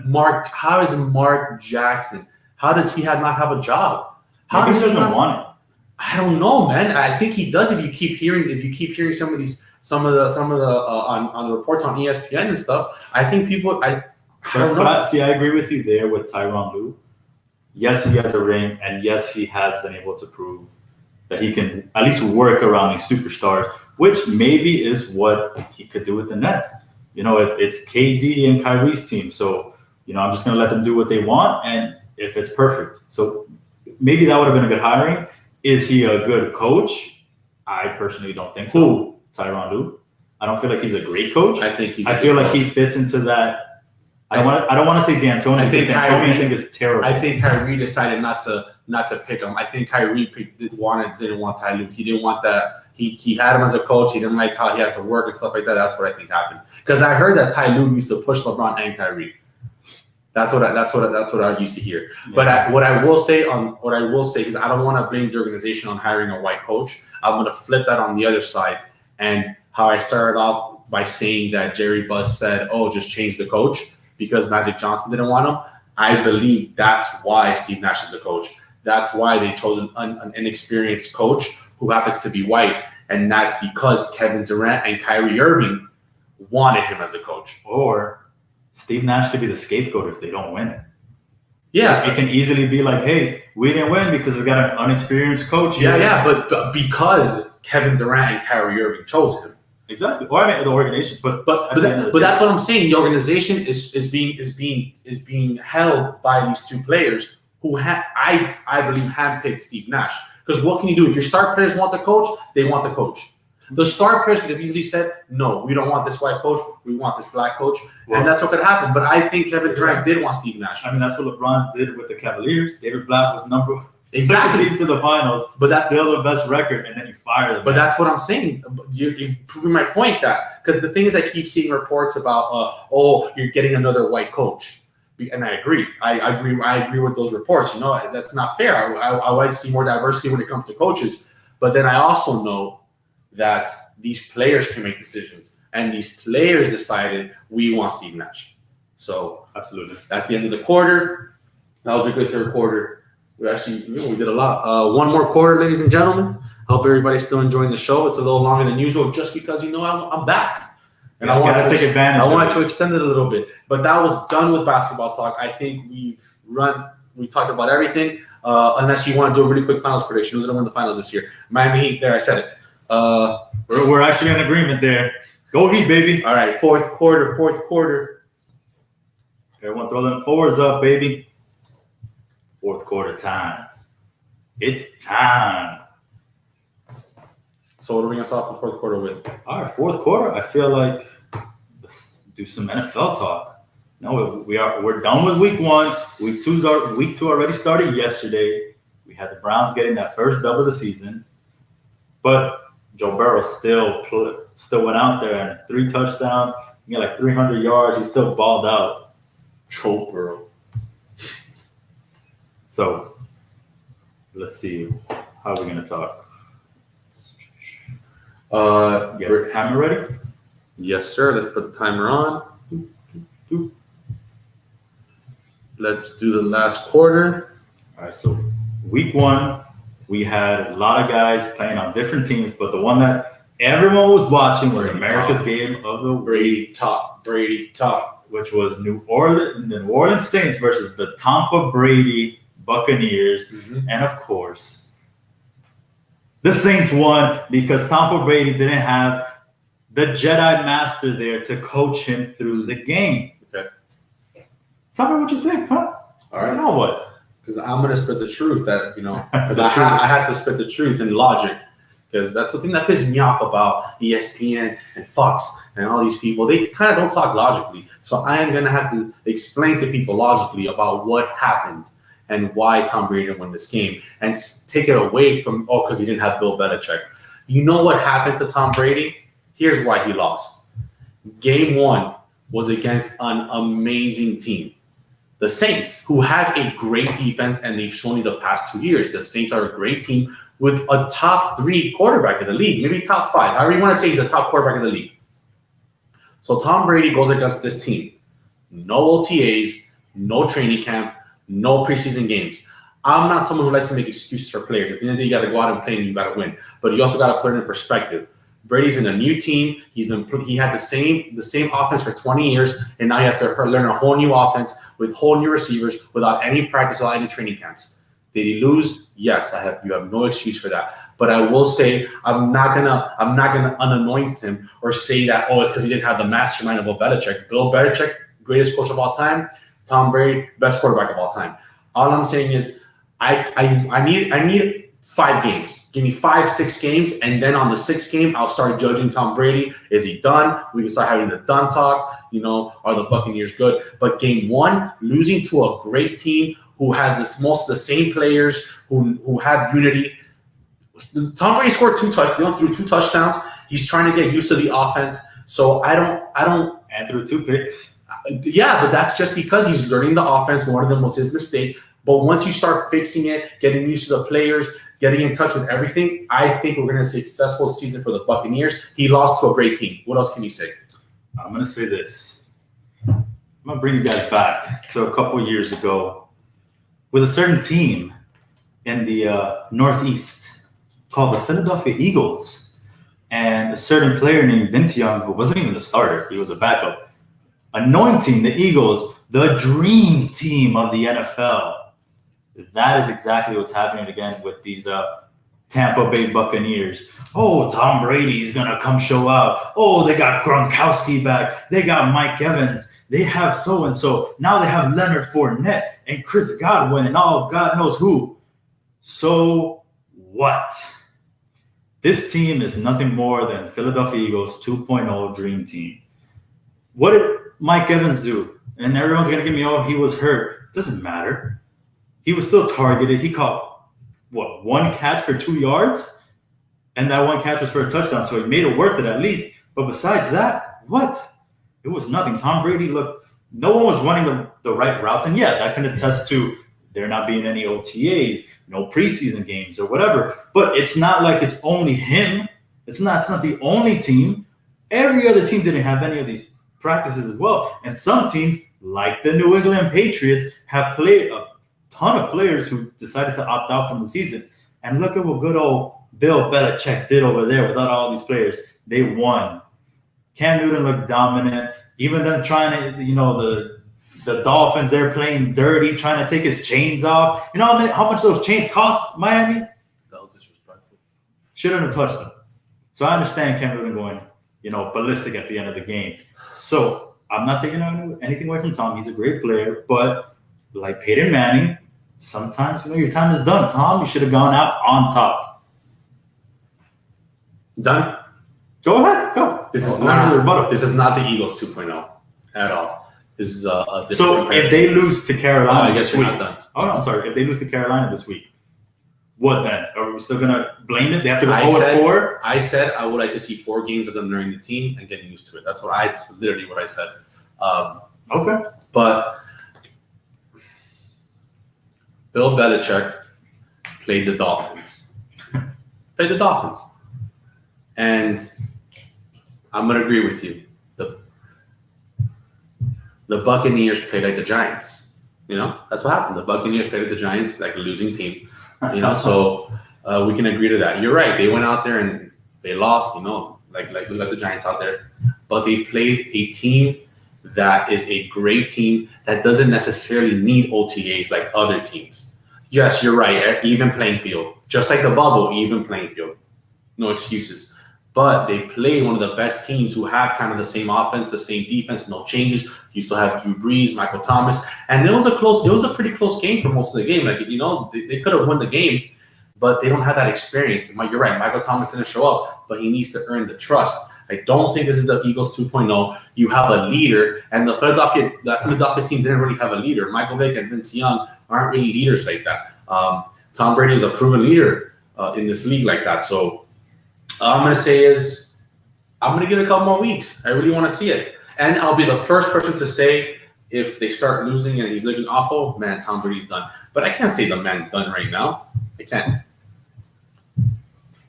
All right, so next, let's do. Look at Kenny saying, "Told this isn't the time. Give us some time," like you're saying. But he said they lose to Carolina. It's going to be a little embarrassing. I agree. I don't think it'll be a little embarrassing. I think it will. What does Carolina have? They have Teddy Bridgewater and Christian McCaffrey, and that's about it. And they're going to be running the same thing. What do you mean? You see the disrespect for Christian McCaffrey. Oh no, I love Christian McCaffrey. He's a dog. He's an animal. Saying his name like that's. But it's one player. He's a running back. There's only so much the man can do. He can do it all. Go to the next topic, man. Go to the next topic. All right, next up, we're going to go with a team that played yesterday, which is the Cleveland Browns. And that is obviously that first game. They won yesterday, but that first game, things did not go like how anyone expected. And it was a lot of what happened last season. And that was the Cleveland Browns playing like Dookie and Odell Beckham. Don't get excited. Who is to blame for them playing that bad? Is it Baker? Is it the system? Is it Odell that everyone loves to put the blame on him? What do you think? I think Cleveland is bad, man. I think it's time you gotta fix some of these issues. At the end of the day, I don't know, man. I used to be a big Baker fan, but I don't know if he's cut off for this. I don't see him playing well. I can't blame Odell. I don't know how to blame Odell. He's an amazing receiver, and you saw him for the Giants.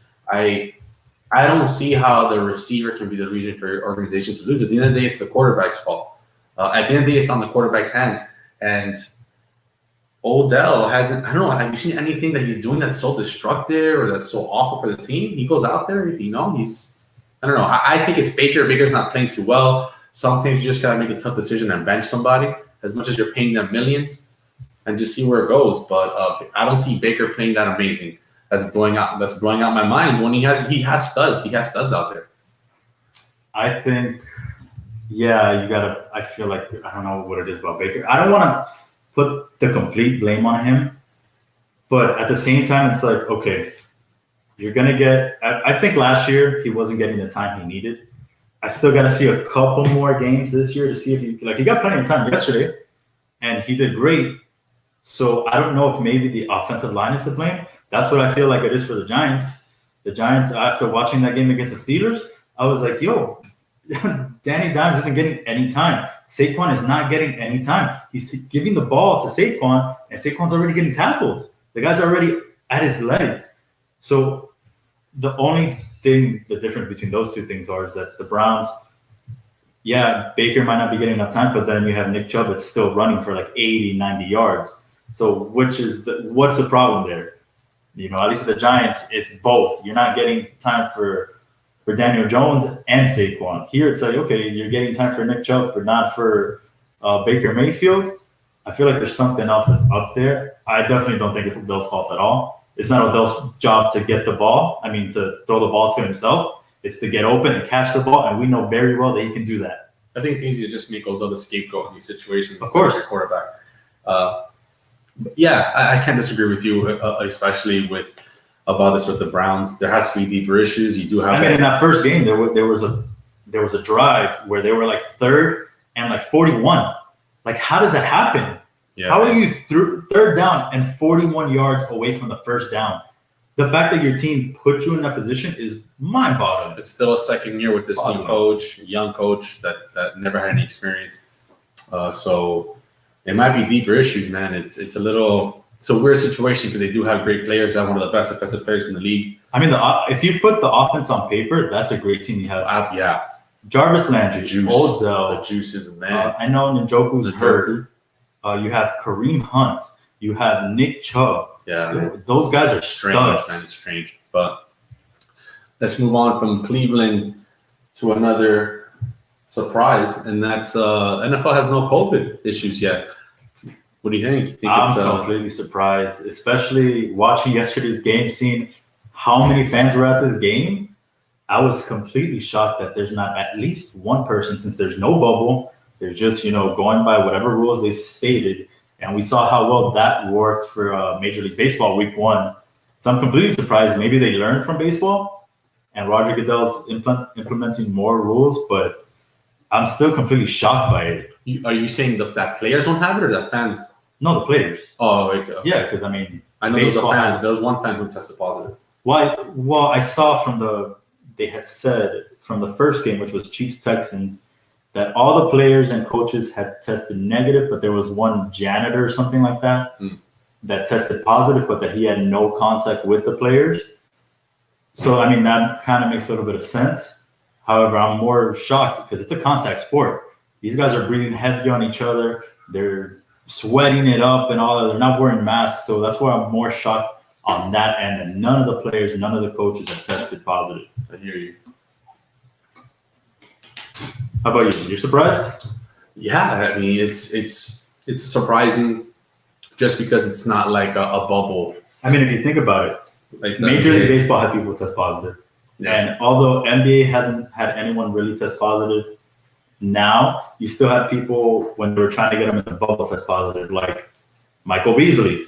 But I wonder if it's because the NFL is once a week, so maybe that's easier. Not like the MLB that needs to keep traveling, from city to city at times. So maybe that. But they put themselves in that own predicament. Oh, I know. But what I'm just saying that about MLB, why they have. So maybe it's not that surprising that the NFL, but it's still surprising, to be able to do that. You still have players traveling. You still have players probably going out, and even though you don't want them to. So no, I mean they could have. But NFL could have done a bubble too. And my suggestion always was, instead of having it on Sunday, I know it's tradition, Sunday only football, and obviously Thursday now. Why not set up a bubble, have football, have 3 games every single day of the week? You could do 6 of 7, or if you want to do 7 out of 7, you do that, and you do 3 games, 3 games, 3 games. I think the problem with that is you have other contracts. I think the NFL can't do some days. Saturdays, they were going to do Saturday games, but then college football said they were going to continue, and they can't do games on Saturdays because I don't know. I feel like college football should not be happening. But that's hard, man. Because some players who want to get in the league. And yeah, but see, here's my thing with college football. There's a bigger scale to it. It's not like the NBA, Major League Baseball, NFL, where these guys are just playing. You have college football where you have students. They're going. Some of these people have to go to class. Imagine if one person in that class has COVID and somehow gives it to one of these guys. Then they go out there on the field, bam, and it just becomes an outbreak that you don't want. And it goes throughout the whole school. It's something that I don't feel like they're thinking about. They're thinking more about their sponsors and not losing money, and the school is getting. So I feel like that wasn't smart for them. Yeah, man. I agree. But what do we got next? We could do MLB early predictions, or save that for next week. Well, we can do a quick early prediction. I'll let you know who. I know you're a little gone on it. I'll tell you right now what the standings are if the playoffs started today. For the American League, we have the White Sox in first place, then the Tampa Bay Rays, the Oakland Athletics, the Minnesota Twins, the New York Yankees, the Houston Astros, the Cleveland Indians, and Toronto Blue Jays would make the playoffs in the American League. From those teams, who do you think, and I gave it to you in order, 1 through 8, who do you think would make the World Series from them? How about you tell me what you like? I'm going to go super homer on this. I'm going to say the Yankees. Right now, the Yankees are getting healthy right on time. You had Stanton and Judge go out early, so they were getting their rest. Stanton's going to be... Oh, perfect, 15 minutes. Stanton's going to be wrapped up in bubble wrap for the playoffs, so... I'm good with him. All he's doing is DHing, so he should not be getting hurt. All he's doing is DHing. He's not out there catching fly balls, beaming the ball, nothing. He should not be getting hurt. So I'm going to say Yankees come out of the American League. Well, lucky for you, I do love the flipping Yankees. They're my favorite team, besides the Marlins. But I hear Tampa's playing very well this year. They are. And Tampa has been there before. I'm just saying it better than no other time. I think I'm going to go with the Yankees. I really am a big fan of the Yankees, so it's hard not to be a homer on this one. But it's a condition on them having to be healthy. If they're not healthy and some of these guys don't come back, then. I feel like, man, Stanton is benefiting. Well, the games that he's played, he's benefited so much from not having fans. He's just out there and being able to play baseball and not worried about people booing. He's not like. You put A-Rod, I feel, in this position, A-Rod would be dominant because he doesn't have to worry about the crowds booing him and calling him A-Roy, none of that. And I feel like that got to A-Rod's head, and I feel like it did to Stanton too. So I feel like Stanton now is going to go out there, doesn't have to worry about anyone booing him, calling him a bust or an injury-prone player or whatever, and just going to go out there and play. All right, so now we have the National League. I'm going to give it to you in order. We have the Los Angeles Dodgers, the Chicago Cubs, the Atlanta Braves, the San Diego Padres, the Miami Marlins, Cincinnati Reds, San Francisco Giants, and Philadelphia Phillies. So Dodgers are gonna bust like usual. You think with Mookie Betts out there? Yeah. And then No fake. it's gonna be between the Padres and the Marlins. And I say that because I'm a homer with Miami. You're going all homers. And I lived in San Diego for 3 years, so I would love my second home to make it to the World Series. That'll be awesome. Shout out to Tony Tone, my boy from San Diego. I'm going to say I feel like it's really hard to root against the Marlins in a wild card position just because That's how we do it. they're 2-0. 2 World Series. Man, would you imagine the Heat win and then the That's what I'm saying. And the way the nobody Marlins thought. and it's not like the Marlins are, just scraping by. They're playing great. Yeah. And no one expected it. Even after they had basically their entire team get COVID and had to bring up an entire new roster, props to Derek Jeter for keeping this team together. And then even at the trade deadline, getting Starling Marte, that was huge. His first game in the Marlins uniform, home run, walk-off victory. Like, that was amazing. You can tell this organization is changing, and it's winning. Derek Jeter is winning me over more and more. And I'm starting to become a Marlins fan. I wouldn't be surprised if they snuck in. They get hot at the right time. Man, I'm how interesting would it be if Miami gets 2 championships in 2020 and we can't even party, we can't go out of the streets, we can't celebrate? Damn right. Miami's still gonna go out to 40. Pots and All right, and with that, let's end 4 quarters and go to overtime. Everyone's favorite. A couple topics we didn't hit tonight, but we'll do it next time. OT. So what are we talking about in OT? All right, first up, we'll talk about a little gaming. OT. And that is now everyone ordering the PS5 or the Xbox X Series, I believe is what it's called, correct? Series X? Xbox Series X, because Microsoft does not know how to name their flipping consoles. We definitely don't. Jesus Christ, Xbox 360. And then just Which makes no sense, because if you do a 360, you're going all the way back to where you started. Xbox One. And now, the Xbox Series X. You would think Xbox One would be the original, like a PS1. It's not. I thought they were saying Xbox One because they thought they were going to do the Xbox 2X. No, they go, hey, Xbox Series X. What? Why? Xbox X. Jesus. The next one's going to be the new Xbox. Or you know what? They're going to get just like the Washington football team. It's going to be the Microsoft Xbox console. Just boom. That's a nice name. The Microsoft Xbox console. Boom. Period. Leave it like that. So we have a group of friends that play 2K. We love 2K. And I guess that collectively we all decided that we're going to get the Xbox Series X first. I don't know how I feel about that. Breaking news, my nephew doesn't know this yet. He's also a gamer. He's probably going to get the PS5. Well, I don't blame him, but I want to get the PS. I'll probably get the PS5 after. But I think Xbox Series X is where we're on. So you're planning on getting both? Oh, absolutely. Yeah. See, I don't know how I feel about that. Absolutely. I've never owned 2 systems just because I don't know. I wouldn't know how to split my time playing both unless, like, for example, now there's a game that I really want to play that I can't, which is Fall Guys, and it's on PlayStation, and I can't play it because I have an Xbox One.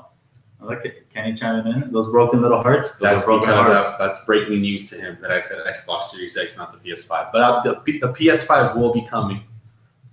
So I don't know. I feel like I'm torn. Like, which one am I going to play? And I hate the fact that they're coming out in November, and we just had a new game that we all got. That is the biggest robbery. I swear, the NBA 2K people don't give me a discount after I drop almost $200 on my character, on all these points. All of our wins, like all of our stats and stuff just goes back to 0, and I got to create a new guy. Like, I'm still I'm on the fence still, so I can still be convinced on whether to get a PS5 or the Xbox Series X. Yes, but nonetheless, we're going to get the system because that's what us gamers do. and See, love Fall Guys. that's the game I want to play. It looks like so much fun. Tell me about Fall Guys. I think I don't know about Fall Guys. So Fall Guys, let's say, it's about. Think of it like, what is this Modern Warfare game? The Warzone. Call of Duty. Yeah. Battle Royale. Think of it like that, right? But everyone's like this like little guy, right? And you're going through like an obstacle course, and they start eliminating people. Like I think there's about like 4 or 5 rounds. They eliminate people. So let's say it's 60 people start off. You go through this obstacle course, and they keep changing every single time. Then they're only going to take about 30 people to the next round. So you have to try to be one of those 30. Is it a shooter?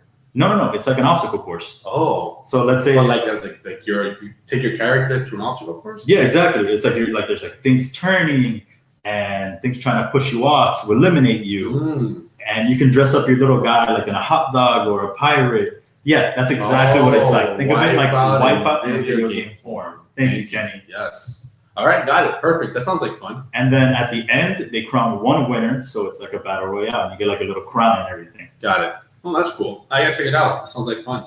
Yeah. But So then we have another game we always saw we just teased about, which was NBA 2K21 coming out not too long ago. Yeah, 2K21 is the same game. The same game. I don't know why people are out here saying that it's an amazing game. Yes, it's an amazing game, but it's the same. They changed things though. It's the neighborhood is different. Oh wow, they changed the park. I'm so grateful. The same park I had to run to go do something. Why can't you just put the shoe store right next to the docks? Like put docks next to the shoe. Everything. Why is everything so separate? You had to run to that. That's the only thing I don't think I like about it. Like I went to go get an outfit, and I'm like, okay, I feel like I should just be able to go to my like little screen, my little phone, and be able to be like, yeah, I want to buy this outfit. Not run to a store. Like I don't like doing that. Yeah, it's kind of wasting time. And but you know what? Maybe it was like GTA. Maybe I could punch you in the face right before walking in somewhere and steal your shoes. That would be freaking dope. But no, I'm just walking to go to Dog Beats and walking. It's like I just wasted $8K on a shoe. I don't mind walking to the court and picking what to do, but having to walk to all these things, Xbox doesn't have God of War. I know, and Spider-Man. There's a bunch of dope games that aren't for the Xbox that I like. So, anything else? I can't think. What else do you want to add? I actually want to talk about Ruth Bader Ginsburg that passed away today. She's in the Supreme Court justice. She's a judge for us, and since I'm in law school, it's kind of something meaningful. She was an amazing woman and a judge for this country. So, I appreciate all her hard work. I just wanted to give that moment to pay my respects to her. So, thank you for everything, and we're all going to miss you. R.I.P. Big part of American history, so that's why I had to bring that up. God damn. Just got us on a little bit of a down start there. Oh, sorry. I just had to bring it up. My bad. But we talk about everything here on the 4 Quarter Show. Yes, we do. So to kind of lighten things up, though, you mentioned to me that you watched Mulan. Oh my goodness! So I need to hear about this because I've been thinking about forking over the $30 to Disney. Do not give. You know what? Just give me the money, or you either give me the money or grab it, rip it in half, and throw it away. Because that's what's gonna happen. That's how bad Mulan was. Man, it was not a good movie. It was not this. Even the CGI was bad. You're gonna pay $30 for a very nice screensaver because it just had nice scenery. So just go to your settings, go to your screensavers on your computer, and just go look at the pretty scenery because that's what you're gonna pay $30 for. Like the movie was not good. There's so many reasons why. Is the worst you see? There you go. Wow. There you go. Worst Disney movie I have ever seen. It was bad, man. And you know what? And you know why it was bad? It was bad because they're trying to appease every culture. They're trying to appease Americans and the Chinese culture, which I totally understand. But it doesn't match well together. They took off everything that made Mulan so amazing and tried to appease. So I guess I'll chime in here since I haven't seen it. I know that they said they weren't going to do Mushu, which I thought was really big because Mushu was huge. So I'm right? No Mushu? No Mushu. They replaced it with some phoenix in the air. Oh. It doesn't talk, just like a shadowy figure. Mm-hmm. Great. And then no singing? No singing, none of the music. You would only hear maybe an old Mulan song. In the background is like a little sound. So you took off everything that made a Disney movie. It's like having Aladdin, taking out the genie and taking out all the songs. Or the Lion King without any of the songs. It kind of makes no sense. And also, you take out Mushu, which I understand why you took him out, because of Chinese culture, you're being disrespectful to them. But you needed to add another character to replace the comedy that Mushu brought. Couldn't they have, instead of having Mushu be a dragon, couldn't Mushu have been a person? I'm sure. Just someone that could have made it funny, something that could have changed it, But I guess they didn't want to be disrespectful. But with that, you're just making a movie that's different. It's not Mulan. It's not the one we saw here when we were kids. And it wasn't fun to watch. It was very boring. There was no character development. It was very bland. But I think what bothered me the most is Mulan's story is now different, where in the original movie, you saw her having to rip off her hair to become this warrior for her father. I understand why they took that off of the movie, because back then in Chinese culture, you didn't have to, everyone had long hair. Totally understand. But you should have substituted that with another scene to show the struggle of what she was doing, that she was becoming a different person, or doing some sacrificing for her family. Or in this movie, she's just holding the sword and she's then in an army suit and then off.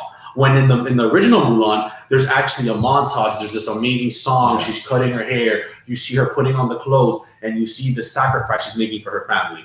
I think not having any music, any songs destroyed a huge mistake. And also, what they did that was messed up was, which I think was a disservice, is, and it's not a spoiler. It's in the beginning of the movie. They tell you Mulan has it's called a chi. She has this pretty much superpower in her that gives her this power, right? Mm-hmm. And I think it's a disservice to give her that, because in the original Mulan, she was just a regular woman who was sacrificing for her family and went to war. And she not only trained to become smarter than men, to become stronger, but she also used her wits to outsmart men. When she climbed the pole and got the arrow. Yeah. So you see that she was competing with the men and showing how strong she was. Now, in essence, what you're doing in this new Mulan movie is you're saying, oh, you have to have a certain superpower. You kind of alienate people like that. Like, you're right, doing saying that she needed something extra that she couldn't have done it on her own. Exactly. Yeah. So what you're pretty much telling certain women is, oh, you have to have some certain power to like be. Why? You could be born the way you are. Exactly. And like Mulan in the original movie, you worked hard, you did this and this, and then you became strong. So the whole movie was a disaster. It was very boring for $3, so I wouldn't recommend it. Wow. Well, then, I do love Disney movies. Yeah, I just saw a comment. You can put that. Yeah. I love Disney movies. I'm a Disney annual pass holder. I go to Disney every time. I can't wait for it to be safe to go. They say it's safe to go, but I'm not going to go yet. I can't wait to go. I feel like it might be safe to do like some, like, I don't know. Like, for example, like food and wine might be a little bit safe, no? You're not 2020 is no. But I'm just saying, you're not going into any rides. Like, you're just going about your business. It's like going out here to a restaurant. You know what it is? I think it's less to do with it that it's not safe, and more to do with it's not the Disney experience. You got to wear the mask. I'm pretty sure there's a lot of protocol. But let's be real. I feel like the masks are gonna be something that we're gonna have to get used to. For a while. I think after the election is going to cool down. I don't think so. I think after the election is going to cool down. I think it's pretty soon something's going to happen where it's not going to be that. But see, you want to know why I don't feel like that? Because I feel like there's so many different things that. So I'll give you a great example here. When we were young, everyone out there watching who was young, a couple years ago, you drop a piece of food on the floor, a Cheeto, 5-second rule. That shit's gone now. No one's doing any 5-second rule now. Something, a Cheeto drops on the floor, you're grabbing it and throwing it in the garbage. You're not picking it up and saying, oh, I was only there for 2 seconds, I'll eat it. That's gone now. There's no 5-second rule. That's dead. And something that we're going to have to tell our kids that we did, and they're going to be like, wow, you were disgusting, Dad. Maybe. I honestly, I think it's going to go away. I guess we're going to have to see. We've had different viruses come and go. I know this one's more serious than the other ones, but. Of course. And it's something that, with their Ebola, the bird flu, Yeah, swine flu, like viruses come, new things come, and this is just. But it's never attacked us this much. Like it's attacked other areas, and I feel like this is the first time. They have attacked us. They have attacked us like this. Not to this extent. I think media portrays it to be one of the worst. Like, but it is bad. I'm not saying it's not. It's not. All I'm trying to say is that the media definitely puts a little extra emphasis on it. I think it's. I don't want to get into media because I'm very. I think it's going to go. I'm very biased on this whole. Because we are the media. We are media. Yeah. That's why we don't blame the media. But I'm saying everyone is out to their opinion, and I feel by next year it's going to start. It's going to be normal. Once the election's over and everything gets back to normal, people got to make money. No, you're absolutely right. People are gonna make but I'm money. saying I feel like the mask is something that got introduced, and it's going to be new. Before, I would never see the mask. I would only see the mask like if you go somewhere and then like someone's sick. I feel like now to try to prevent anyone from getting sick, and that's a mindset I feel like people need to start thinking. The mask isn't made to, for yourself. It's to prevent other people from getting sick. So if I'm sick, even if I have a normal common flu, I'm not trying to get you sick with that because I don't know what you have. Yeah, so I feel like it's something brand new that, of course, let's say COVID goes away and we get back to normal. I still think that maybe if I'm sick and I want to go out to the grocery store, wear a mask. I'm going to wear a mask to prevent I think that'll be dope from getting sick. I think that'll be dope if people constantly live that way. Yeah, but I guess what I'm saying as a society, we're not going to make it mandatory like we do now. No, yeah, at a certain point, once it goes away. Yeah, that's what I mean. I'm just saying that. Let's say, like I said, if a year from now we're back to normal, I'm sick. Perfect world, dude. That'll be amazing. I'm going to wear a mask to go out because I don't want to get you sick. People aren't that thoughtful like that.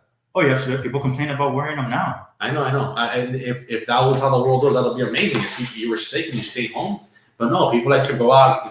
But I feel it's gonna change, man. It's gonna get back to normal, 2021. I hope so. But before I guess I know we want to wrap up. You brought up Mulan, saying how we shouldn't watch it. I'm gonna give you guys something to watch, and that is hopefully. I'm pretty sure everyone has Netflix now. Before this show was on YouTube. And not a lot of people have that system. But now that it got bought by Netflix, everyone out there, look me in the eyes. If you need to, go watch The Karate Kid first. And then go watch Cobra Kai. Cobra Kai is amazing. I've seen that show in its entirety twice, and there's 2 seasons. And it's just nostalgia on nostalgia on nostalgia. I grew up loving The Karate Kid. Loving the real Karate Kid, which was William Zabka. It wasn't Daniel San, none of this nonsense. He was not the real Karate Kid. He didn't know karate. He just knew how to defend himself and then take a cheap shot at the real Karate Kid. Go watch Cobra Kai. You will not be disappointed. It is great. Yes, it is. And then you come back and tell me, Mello, you were right, like always. All right, I'll let you know. Let's wrap it up. Thank you so much for guys having me back. I'm so happy to be here.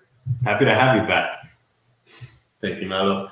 All right, so to everybody, we'll see you next week, and I'm going to show you how I become the halftime champion. Oh, we'll see, or will this guy still be top dog? All right, go Heat. Go you guys. Have a good night, guys.